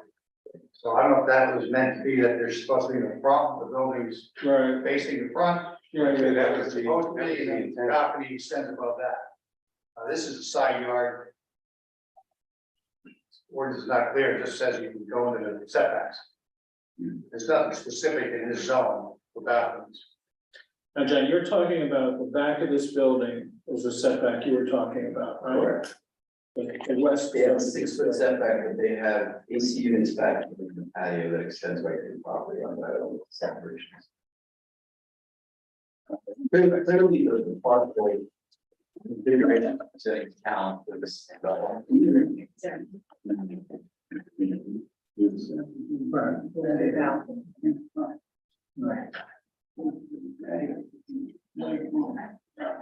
Yeah.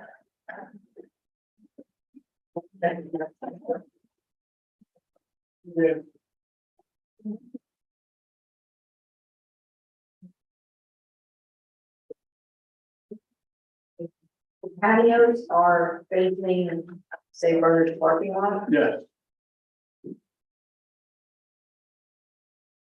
Patio, and at the garage level.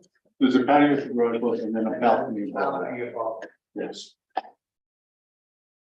And also, yes, there's a multi-unit in the back. So you have a back door. We have a sliding glass door in the back, yeah, on the back. And you did say it abuts the part of the existing parking lot to the church, which is that corner sliver. Yes, sir. Okay.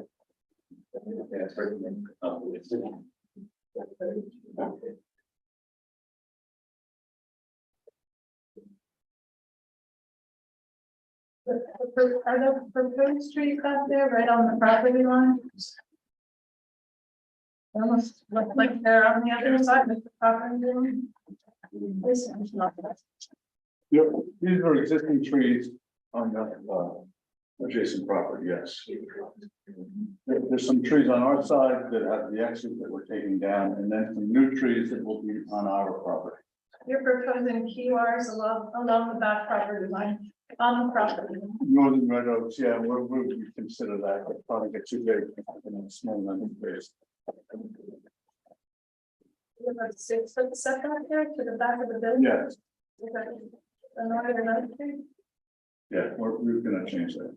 Yeah, that was, I believe that comment was raised in your planning memo or an engineering memo, and I think we agreed in our response letter to work with the board. I mean, obviously, if it doesn't fit, we'll remove that. We're not gonna put plantings that aren't going to thrive or survive. But I believe it was raised by your professionals. And what is the setback of the air conditioning? Setback to the building is 6 feet, the setback to the air conditioners would be 3 feet. Is that sufficient to code? Yeah, well, I thought this definition had to be further than 3 feet. Did we just revise that?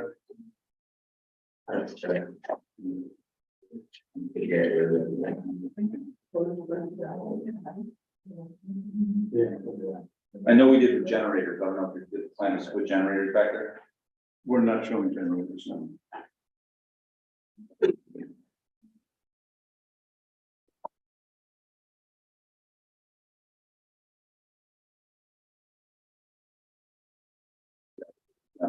John, I called it.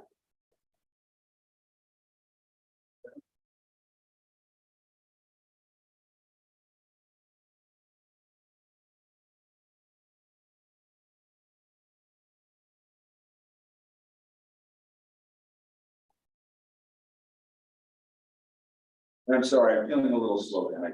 If I'm looking at this plan, is the setback issue, if I'm looking at the drawing, towards the parking lot, or is it the setback issue towards the neighboring residential property? It's a residential. Well, thank you. Where you see the massive townhouses and they receive this and that back there. Yep. That's the. That's that corner. So the setback is appropriate to the parking lot, but not. Sorry. The setback is appropriate to the parking lot, not the residential. Yeah. I don't understand that, John. What's the back setback on a lot? The back setback is 5 feet, 20 feet to the bus. So the back is 5 feet, right?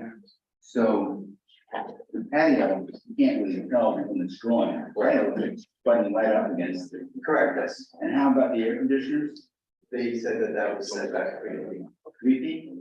That's like 5. Right.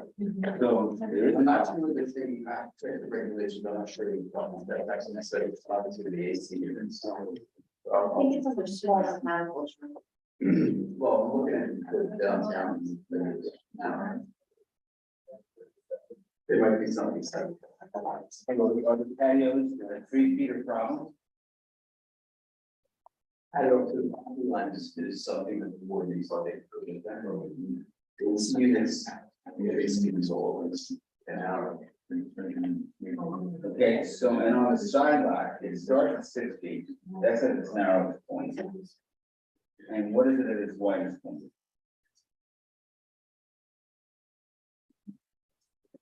Oh.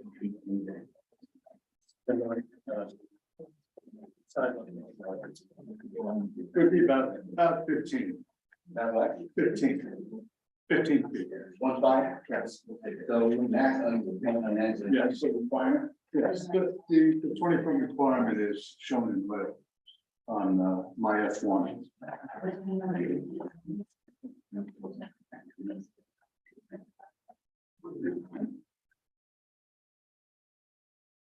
The argument that the applicant's making is because it's residential against residential with 5 additional requirement. That's a good plan. But then make their requirement big.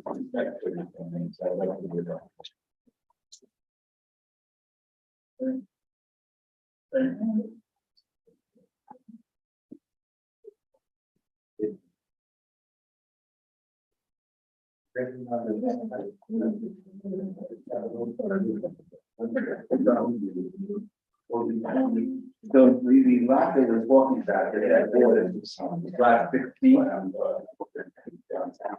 I'm sorry, I didn't quite hear. The lot, side lot.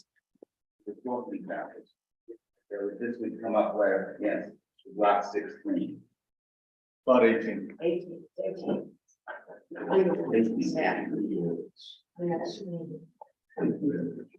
And what is lot 18 square use? Single family. Pardon me? Single family. What is it, It's residential? actually a duplex. Two family. Yeah.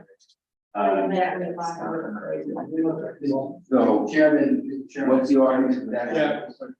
mechanicals, there are requirements that is for residential. You look at 1223. Yes. It's setbacks in residential. For the AC unit on the patios. So in looking at this, we did make a change to the facade and the roofs of the building, right? So the initial submission was a little different. I think there would be some wiggle room.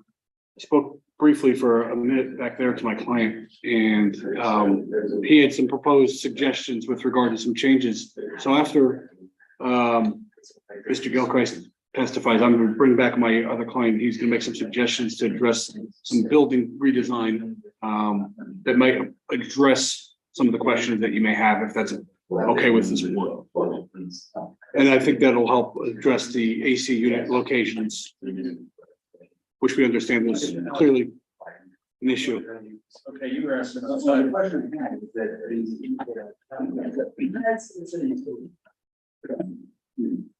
side setback.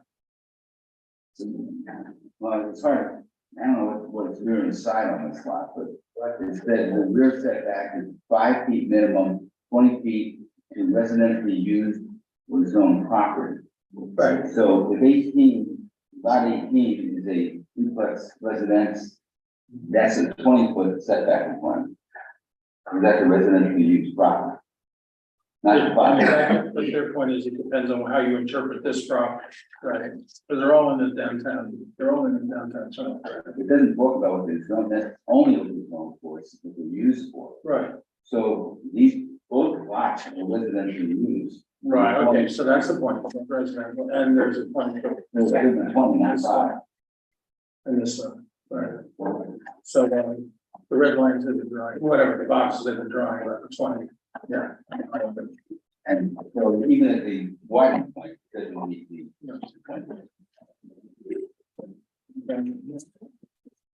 You guys, did you finish finding the air conditioner? Yes. And the answer is?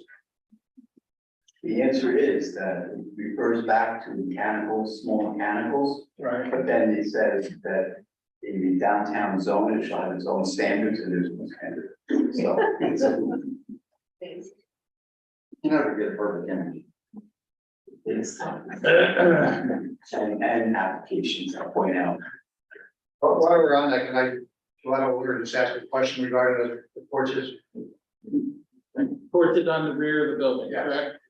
The porches, the patio. Patios or porches? Patios, okay. So, can you confirm if I'm reading the property, reading this map correctly, that topography slopes from the church parking lot towards the back of your building? Yes, And you're showing a swell along the back. we considered the swell, we'll pipe it, we'll put in drains, and let's cross the back. So we don't have to have a swell across the patios. So the water off site is gonna flow into. You're gonna, Inlets, yes, and you're not gonna have a swell in order to get the water into the areas. well, a little swell.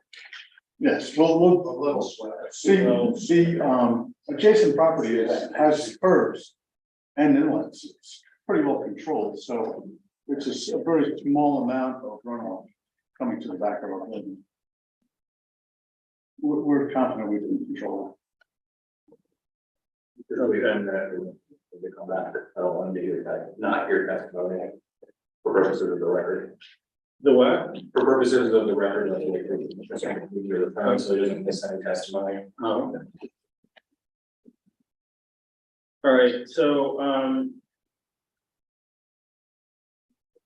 Do you believe that it's prudent for you mentioned it's prudent for your applicant to come and speak again because it may make a difference to this testimony? Yes. So then we should probably listen to that and then bring him on again. Absolutely. I know, you might Before want we to. ask questions, before we let questions be asked, Sure. right, okay? So we're not asking questions of the. They apparently have breaking news, so I don't want to waste our time. Have to on do with that. the architecture, because I have a question about the No, architecture. it better not just be architecture. It does not. Not architecture, it's not, we haven't even gotten to commenting on the architecture at all, so if this has something to do with the layout of the property. That's correct. Yes, we- please bring on your. We were listening in real time to the concerns that you're raising I and understand, yeah, faster than our normal, okay. yes, This normally gets done at the next meeting, in time for the next meeting, all right. So we're going to. Listen to additional, Mr. Sasato, he was sworn, he's the project applicant. As he indicated, just a little background. He did indicate that he likes to work with the board and he's flagging me down already because I guess he was sincere when he spoke to you. And he's got some suggestions based upon the concerns that you've raised already, and I'll let him take it away. Thank you again. If you could just look at S1 and maybe just follow along here, it'd be easier. Heard your comments, heard your questions. We've been through enough boards to realize where this is going, and we have some suggestions that I think will take care of a lot. I actually also just ran it by the neighbor and she's, happy about it. But for the 2 end units, we can actually change these to 1-car garages, which will make the units narrower. It'll pull the building away from this buffer that we're lacking and then pull it away from the street as well. And then also with that awkward curve, which does work, we do have a template on it, but it'll make it work even better. We can use the same type of look. You'll barely even notice the difference. It's just the 2 end units would be a little bit more narrow. I think it would solve a lot of our issues and it's definitely going to eliminate a variance and The AC units you mentioned. oh, and because of the new rendering of the flat roof, if the AC units are an issue, we can actually, since it's flat, we can actually put them on the roof. And then they sell, you can also have a cover for them for noises. You can put them right over it. And then, or on the bottom, it's not much room, but they have like a special fence too for noise complaints. They would then be hidden by the parapet. I'm gonna, that, John, That's Not much power. it's not. well, It's happened at the rear, right. You would couldn't see them from the street. exactly. It wouldn't be able to see them. Buffering the sound, you're not gonna hear them. Yeah, we could definitely they make sound buffers for them if we put them in the back. You're not saying that by doing that, you would get rid of the variance along the rear property line and be able to provide 20 feet? So Based on a quick overview of the dimensions, I believe that we could make that 620. At least that corner. right, and again, if we would have to do some tweaking with our professional to fit the We're design. able to meet the RSIS standard for parking. I believe we already meet the RSIS standard. No, but when you check the one garage. That's a good question. The 3 You units, must know something about 3 traffic. units is 2.3, 2.3 is 4.6. They're looking at that. Well, we would need 10 parking spaces for the number of bedrooms pursuant to RSIS. So, And we- you're eliminating. We'll be eliminating 2 because we had 11. 11. So we bring it down to 9, so we'd have to find another spot, but since we're making up some Well, additional, you just show us on site. that's right. We could probably pick up another spot. We'll have to pick- Making it less. I was gonna say, the concern with making it 1-car garages means that people are gonna leave their other car out, and now they're gonna be using cars as you come off the street, you're gonna see a parking lot. Unless it's small units, it would be bad. Yeah, unless, right, then they don't have any cars, but if you've got 2 cars and they can also one away.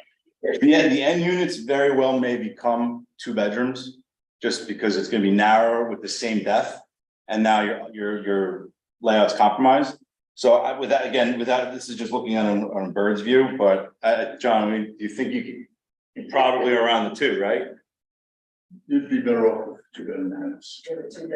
Michael, I'm not making a recommendation, I'm asking you, I guess, this question. If you decrease the size of the building that is proposing with the garages, based on my finger math, the building would rotate this. Does that make your orientation better, make your backyards nicer for your residents? With the same road, you mean? Like not a full turn, like just like a. So when I make my fingers a little smaller and I go directly to streetscape and make it street front, it looks like the building fits.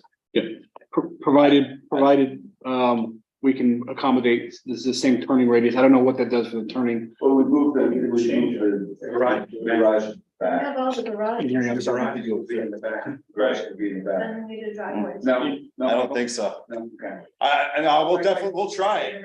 He's the one with CAD, he could just go, you know what I mean, we'll try it, but I don't think it The does. sole intent, and there's a couple of board members here that actually, some of them that were part of writing the downtown core. Was to have streetscape through that area for walkability, for presence.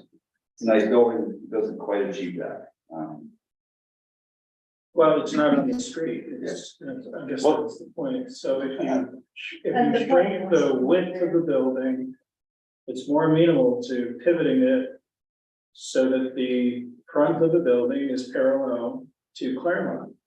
And if you do that, you should be able to run a drive around the back to do rear loading garages.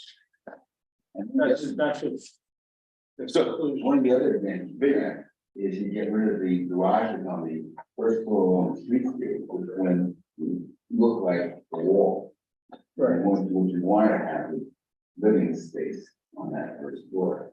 So if you switch it around, you don't have that. You'll solve the transparency question. Right.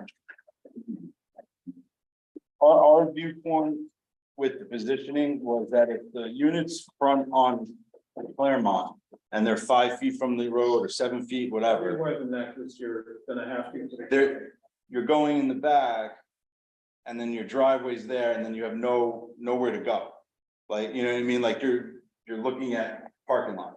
Here, at least you're looking at like a little yard in the back and you're on the property line, where the positioning we felt would be easier this way. We're just saying AutoCAD it, because you're gonna eliminate. You have the opportunity to eliminate the problem with accounting, the problem with transparency, the problem with the setbacks. And the AC, all of it, basically. This plan doesn't have any green area. You just have up in the one corner by Claremont, Right. by the church. That's the only. Yeah, and I don't, if you go this way, it's gonna be, I don't think there's gonna be much more green. It would probably be less green. Yeah, it's gonna be driveway in the back, the front's gonna be all taken up by the units, it's Well, gonna the be. front you'd have sidewalks to the street.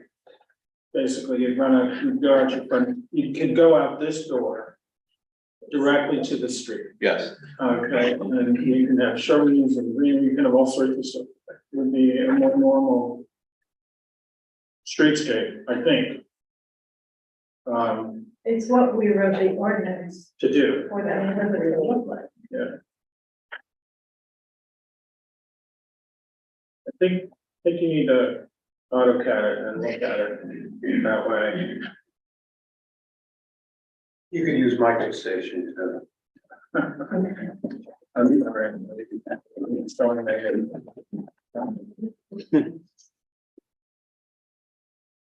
I think you're gonna end up with I like the look. Get to that too, but I think you'll end up with a better residential looking result. If we don't have those garage doors facing Claremont. And I agree, yeah, there are lots of situations where the garage doors facing Claremont. Okay, and that's kind of one of the reasons we don't really want that anymore. So I think it'll work, but you may be able to, even if you pivot it, you know, you'll have to look, but you may be able to have the same length, but you may find you have to shrink the back. a little bit to allow the drive to go through, you know, so you still retain the same square footage. They're not all like that, you know, the front may look, it's up to you. But the concerns that, the engineering concerns that we have are the templates and the County water things that they're doing. the county master plan probably calls this for an arterial, which is a 66-foot right of way, 33 feet from center line. They have an arterial and they have a minor arterial. This would be probably a minor arterial, 33. And that's okay if you, who knows when that might happen, it's okay if you just have shrubberies and sidewalk, you know, like, front sidewalk in your house. Okay, let them come, you know, shrubs go, the sidewalk things cut back, whatever, but you're still fine. Well, you got all your driveways there, you don't, you know, they take that, it's like, now you got some real issues. Well, they would speak into that. Yeah. No, that's a big issue. And we're sensitive to it, like we said, because other projects we're looking at are running into this problem. And they've had to make adjustments. We appreciate the coming and saying, okay, the offer to shrink the width, we're just saying, well, now you're gonna do that. Now you really have some opportunities to consider an easy way out of all the other stuff. We have our feedback. Can I ask one question to the board regarding that possibility? Yeah. How the board feel about, granting like a design exception for a narrower driveway, maybe down to 18 feet in order to get back there. It's only gonna be 4 units. Speaking myself. So it's driveway going to the rear of the building, Right, but right, just 4 one way or units. another, however they get back there, allowing an 18-foot driveway. Yeah, until they get to the back and then they have to be. Then they have to manage all the turn and so If forth. the templates were. Yeah, I mean, it would be a straight shot in and, you know, for 4 units. Yeah, You know. fine with me. I'm not opposed. If we Everyone's- can get more green space. The standard is 24, but it anticipates a lot more traffic, you know. So Yeah, I think yeah, that is perfectly appropriate to consider scale of the development Okay, in terms of some of those design standards. yeah, so that's what we I did. have the visibility. So we'll around leave the that there. corner. That was very constructive. You know, we could have came back with something else and then had this conversation in a month from now, you know, it's very constructive. All right, great. Can I ask about the architecture? Let's get in. Oh, yeah, I thought- Oh, 1 second. Technically, yeah, Hold on a technically, second. we should ask the public if they want to ask him a question. Right, of the testimony he provided regarding the Do you want changes. to ask this revised suggestions, proposals, there's a public has a question to ask this witness. No, okay, fine, now you can recall your witness. Thank you, and I do appreciate you accommodating the back and forth. Worth it. Yeah, I agree, and I thank you. I would recall Mr. Gilchrist, professional architect for this purpose of this question. Map that was short of, like, I'm gonna be pretty impressed. Let's wait over Trump building. Go ahead. Okay, I want to start by saying I appreciate that you lowered the roof height and if the calculations work, that we got rid of that roof height variance there. I'm not opposed to the mansard roof. I think it looks nice. However, I'm referring to Dan Lincoln's letter, the Historic Preservation Advisory Committee, and on page 2, it says the intent, when we wrote this ordinance, the intent is for the design of new construction and additions to take cues from downtown Bernardsville's most iconic historic buildings. And when I look at this, even though, you know, the architecture, I could say it was nice in a different setting, I don't see anything reflecting Bernardsville in this. I mean, maybe they could do stone, you know, just more descriptive stone instead of, you know, as one of the. I think it needs work is all I'm saying, I'm not seeing a reflection of anything in Bernardsville either. So, This one is a little more detailed, a little more thought through. Yeah, it's the third iteration, you're looking at the. Yeah, this is, Yeah, there are some minor. That's when they handed out. But that was the same as No, this one. it's similar, A different light a on. little more embellished. But do you mean more like the archive, the school building, or more like Bernards Inn, or when you say downtown Bernardsville, what about the church? Say Bernards. Well, and I think the Same Bernards, same The stuff. difficulty is that you have a lot of different mixed types of buildings throughout the downtown. I mean, if you go a little further off of this particular site, the Bernards Inn was one recommendation, and I drove through it on my way up. I thought it does fit with some of the buildings, but then there's a lot of inconsistency throughout this large downtown district. Perhaps when we come back, as we're going to have to, we can have our planners sort of address and our architects a little bit more specifically as to where we pulled some of the design elements from and the architecture from in order to match some of that. Again, and I think you guys would agree, knowing your town a lot better than we do. There's a lot of different, I mean, we can go and say we're gonna pull it and it's gonna look just like the church, or we can go and say it's gonna pull it and look like just like Bernards Inn, or a combination. It's very difficult because there's not a lot of congruity within the district itself. So it's a hard standard to meet, but we can certainly try to provide testimony. Mr. McQueen, I see you're anxious to Oh, no, comment on it. I'm struggling, I like it. I sort of struggle with you, like, where's it gone from? I'm seeing a couple of things. I was just looking at the white. Yeah, I don't, yeah. And I wasn't necessarily looking at the warm. What do you think of that? Personally, I think it was like a shopping center type facade. You might want to just try a different material effect as something they could easily do on it, and I had a suggestion, talk to Dan Lincoln. In the past, in the other applications, then he's been very cooperative. Okay, He's very good at helping applicant stylize. it also puts the onus back on him.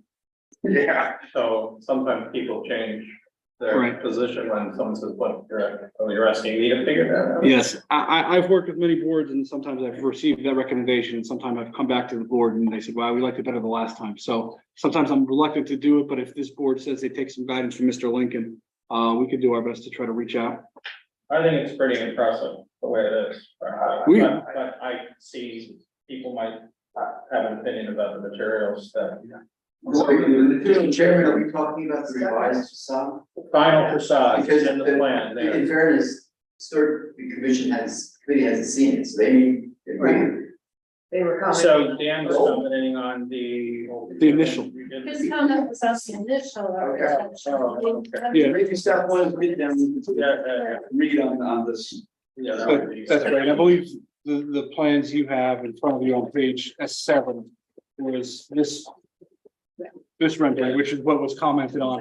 Right. Mr. Lincoln, And he's correct. He should have said more, but he's being there. we That, that one would have been rejected. And we were hopeful that the revisions would satisfy the board. We think they're a significant upgrade. I think it's good advice, show him the latest, get his opinion, and he may still have a suggestion, but he's probably not. Hopefully he doesn't say go back to the original, then we're in trouble. The material, the copper layer would have been what, asphalt shingle? The man, sorry? Yeah, Yeah, probably, yes. and the horizontal element. I can't really. The light horizontal? The light color would be stucco. Stucco, but it looks in the picture as if it's textured.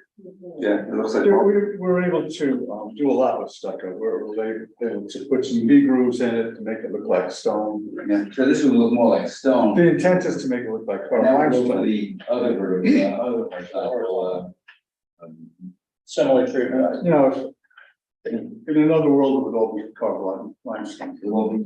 Carved limestone. Yeah. Mike, well, you got some carved limestone. I don't know who'd be able to afford to live there. It would really minimize the Cool. All right, so continue with whatever, and then we'll, whatever more you have there, and then.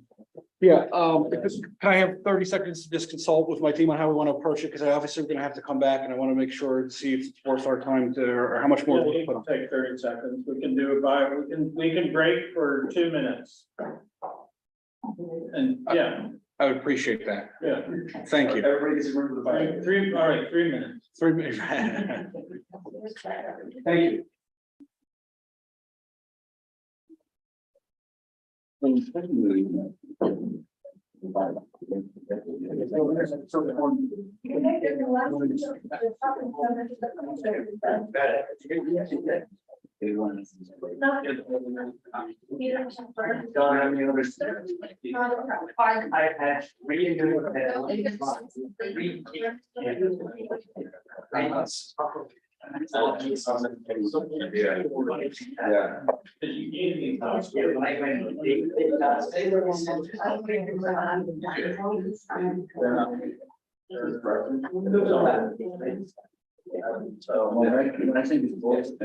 You don't have to, not sure.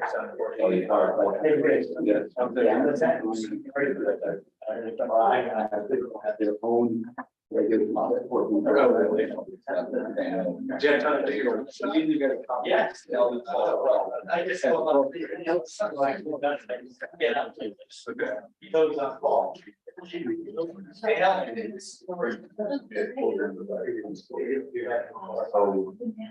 When I can see. Yeah. Is that a note that you can send to Jackie? I will be very happy. Appreciate it very much. Yeah. What?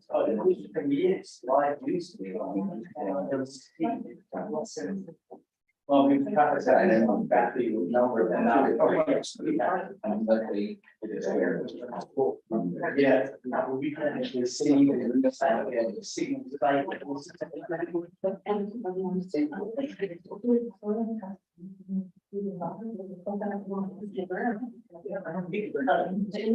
I doubt to get to you.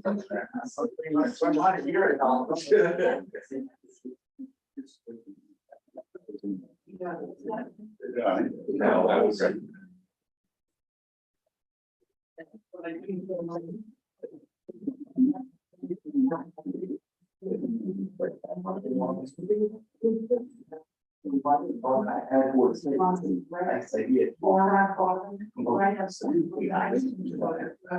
Before they come back. We gotta have that.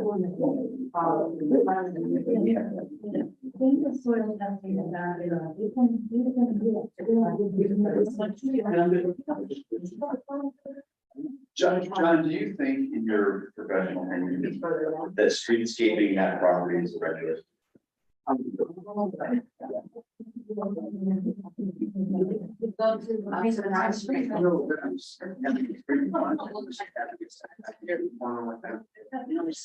Let's go show your.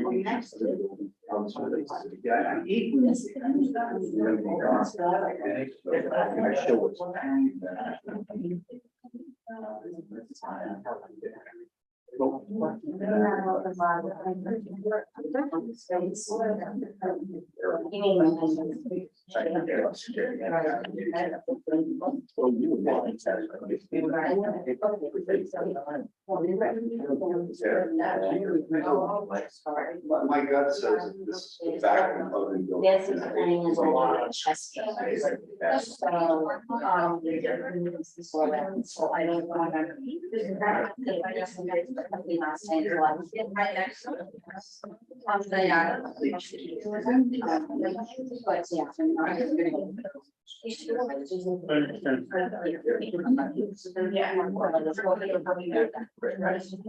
But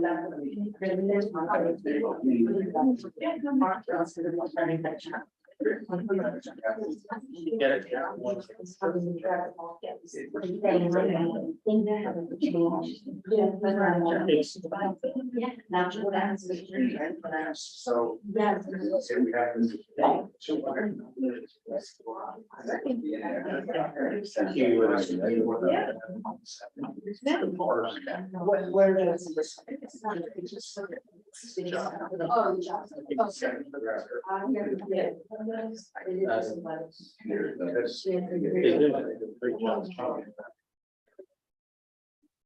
They may have, they've got some.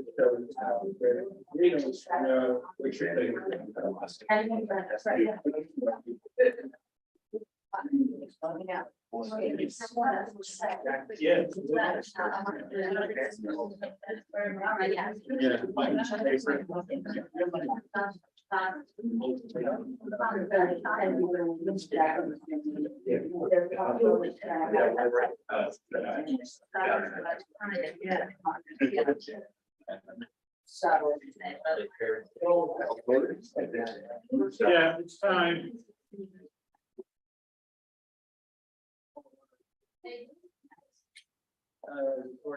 The recording still on or? No, I paused it. Okay. We're back. I want to make one comment, in terms of one, the height of the building.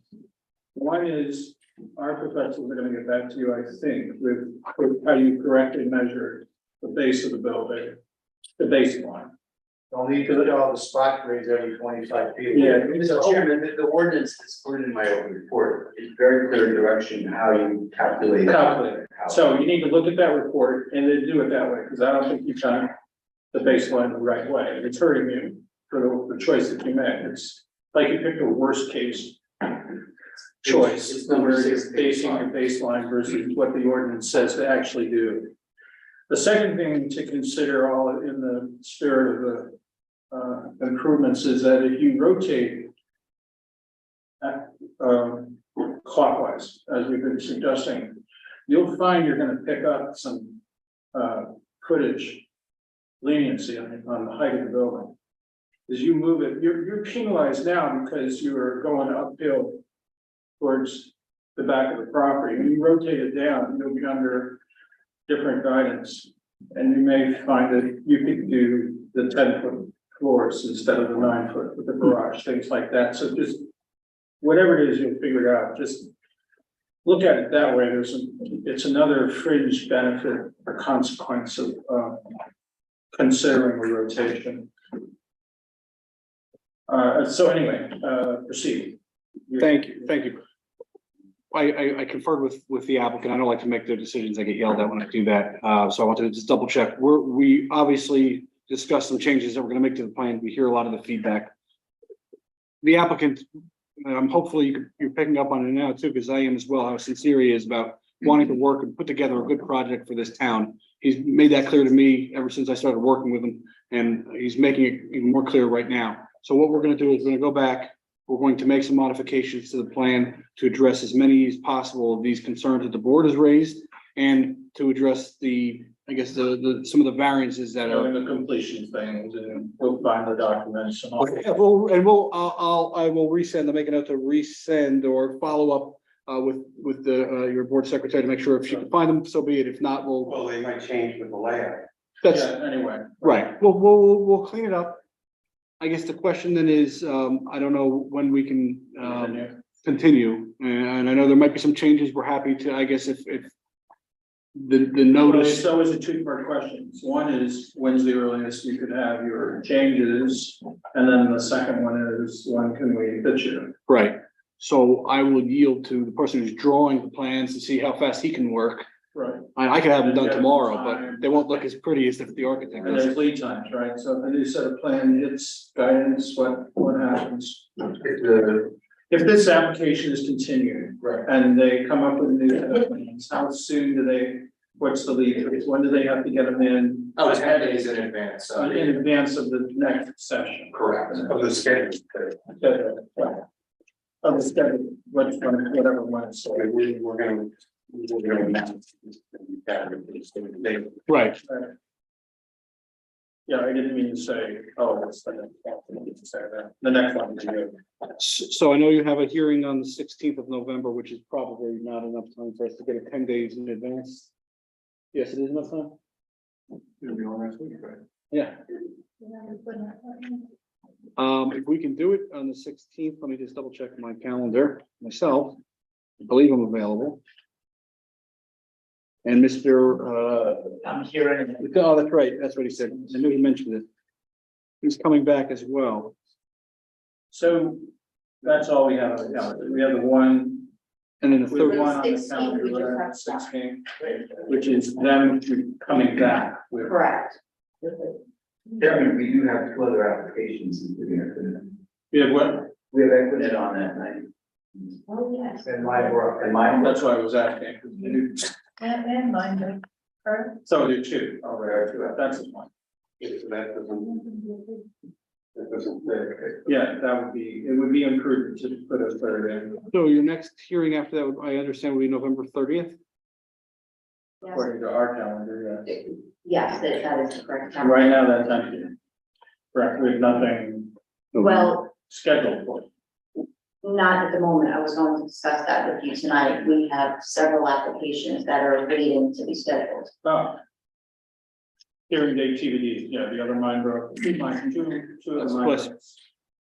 We're trying to do the 60 for burners first. Yeah, burners. So just for everyone's consideration, what we would be doing at the next hearing would be presenting just a change of the modifications that were made with the testimony of Mr. Gilchrist, which I think would be fairly straightforward. And then have our planner testimony, and then we would wrap up. So I don't know how much time we would need, but I think we can do our best. If we can get us on for the 30th, we can do our best to be very efficient. Based on, I think we hashed out a lot of issues here. So I think we could probably do 63 burners, and they're both continuing on the 30th. Okay. And Anyone else? Oh, wait, so, Well, wait, no, 63 burners, you started that? No. Well, wait. Let's do the, We've done, yes. Mr. Chairman, I'd ask that this one first, to 60. Oh, well, yeah, they can start this out. Okay. great suggestion. I think we're gonna need an answer from the county though. We're gonna contact the county in the morning.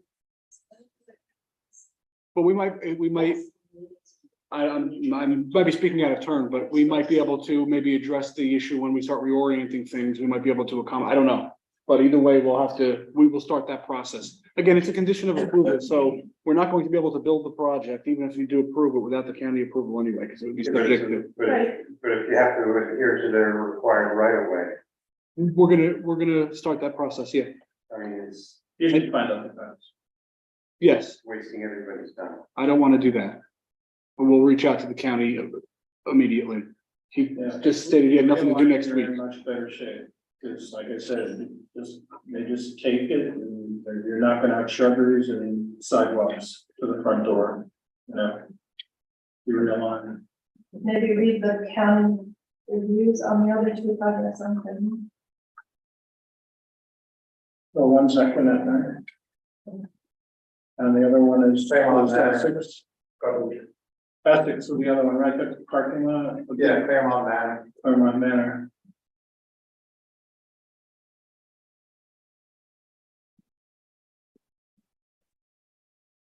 And they also cared about trees and stuff, right? Yeah, Yeah. It's like this.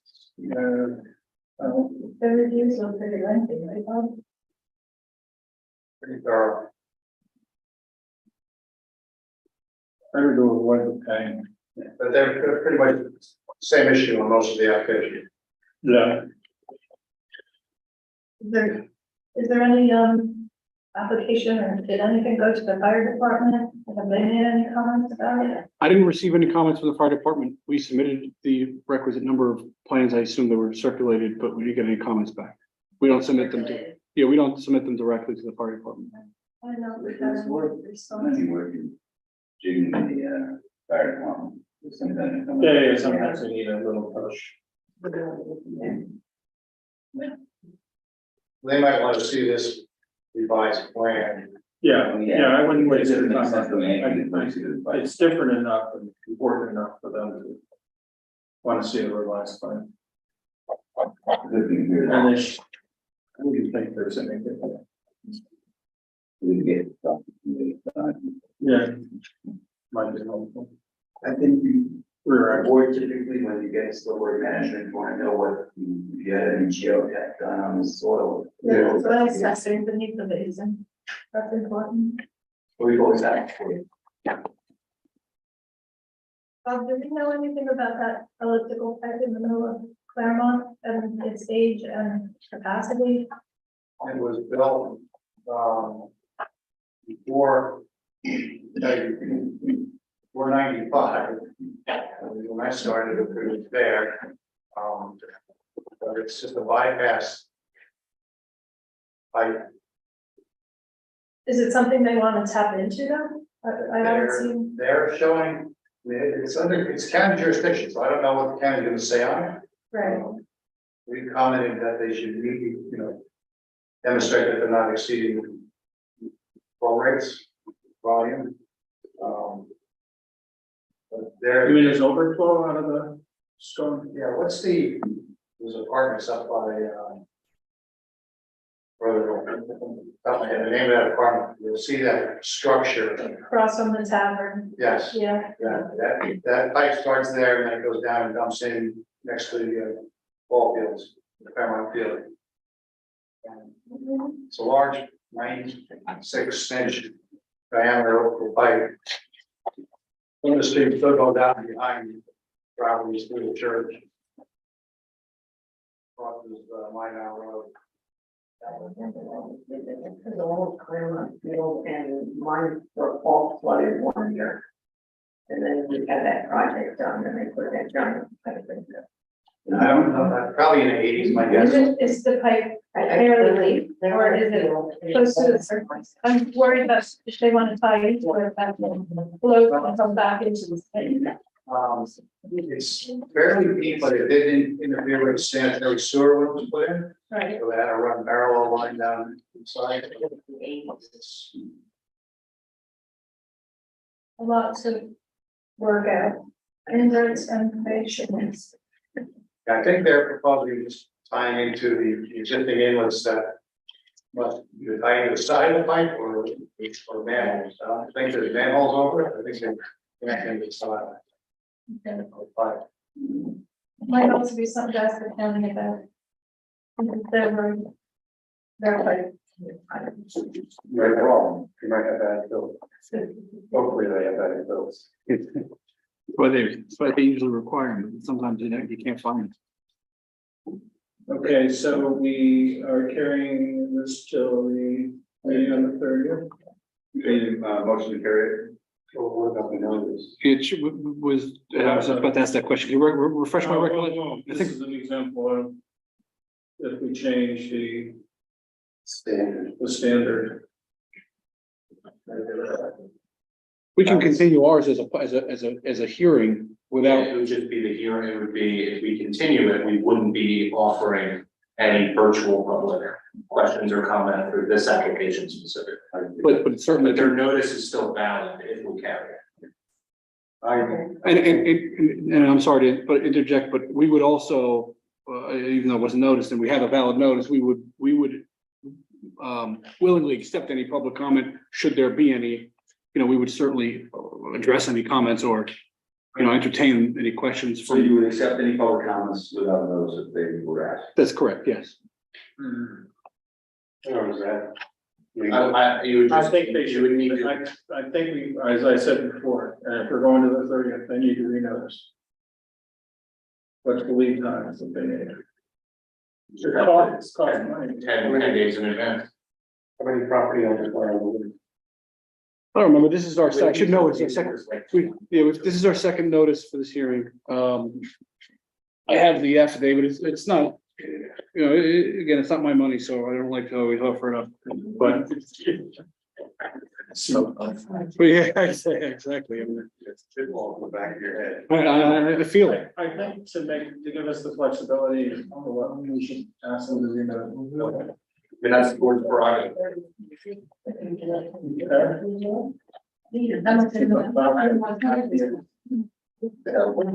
They changed back. Yeah. Because now you're gonna have a problem with, holidays, this one meeting, I understand. My opinion on this is gonna be honest. Yeah. Don't go back to virtual until the beginning of the year. Yeah. It certainly makes it easier for all the families. Yeah. All right, that solves that problem, and then we track mine. So you want me to make the announcement for the record? Just like We're in a motion, we're carrying the 30th, and they do not have to renotice, And it's gonna be, and it will be in person meeting. with stream, with streaming, but no comment. Okay. All right, and then we'll set ourselves up to start virtual for next year. Okay, that's just a lot simpler for everybody, I think. So you have a motion, I think you need a second. Correct. Roll call. Mr. King, Yeah. Mrs. Dillon, Yeah. Ms. Kellogg. Yeah. Mr. Graham. Yeah, Mayor Jones. Yeah. And Mr. Collins. Yes. Okay, so for purposes of the record, this matter can be carried to the November 30th. Regular meeting of the board, same location, beginning at 7:30 p.m. And I would just ask, for purposes of the record, that the applicant extends time of decision through November 2020. Absolutely, I think you have plenty of time, but we will consent to any Okay, extension. we would need tonight. That's right. Right, That's right. You're fine. all right. Just a question though, should we look for that stormwater report that you submitted, or should we assume that you are creating a new stormwater report for a new design? So we had prepared and provided a map and all of the calculations. It wasn't a stormwater management report, it was all the calculations and that were initially requested from Mr. Bright. I will reach out tomorrow to figure out whether or not it was sent. If you can't find it, that's fine. We'll put it as part of our resubmitted package with our revised plans and make sure that you have everything that you don't have already for in advance of the next hearing. Well, And can I make a suggestion? you can.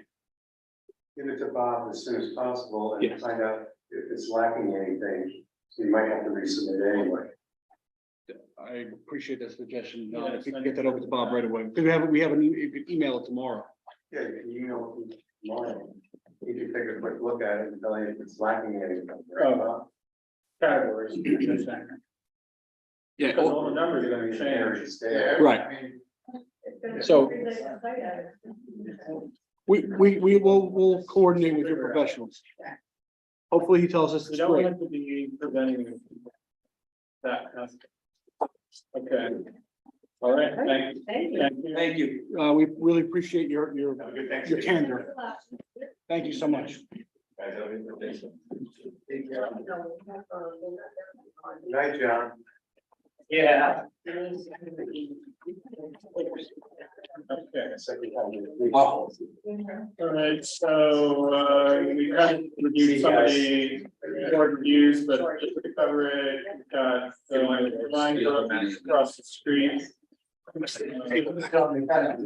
November 16th, we've got, Minebrook and Mount Airy, the Emerald Lot, CTV.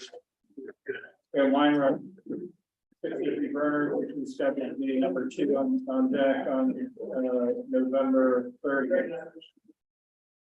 AR is still, we received it, and stuff updated on the site.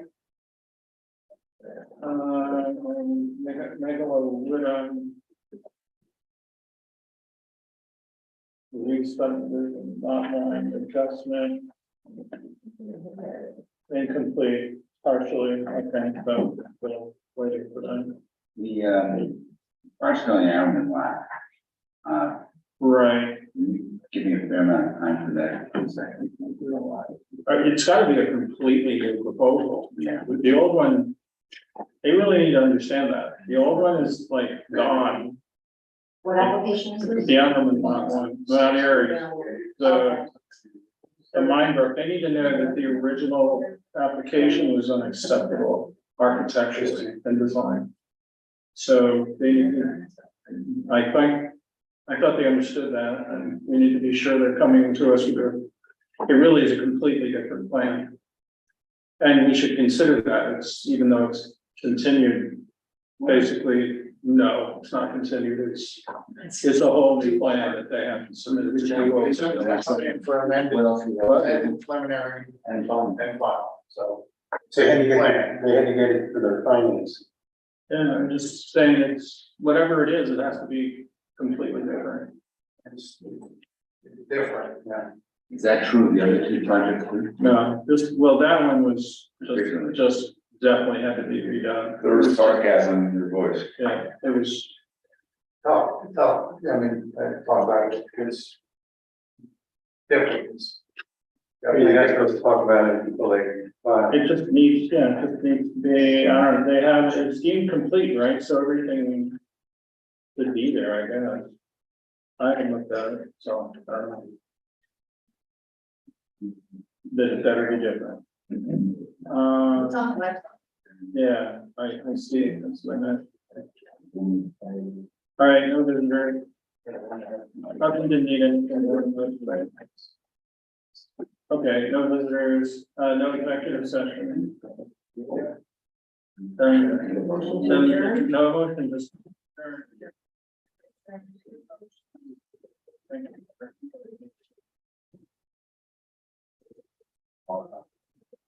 you.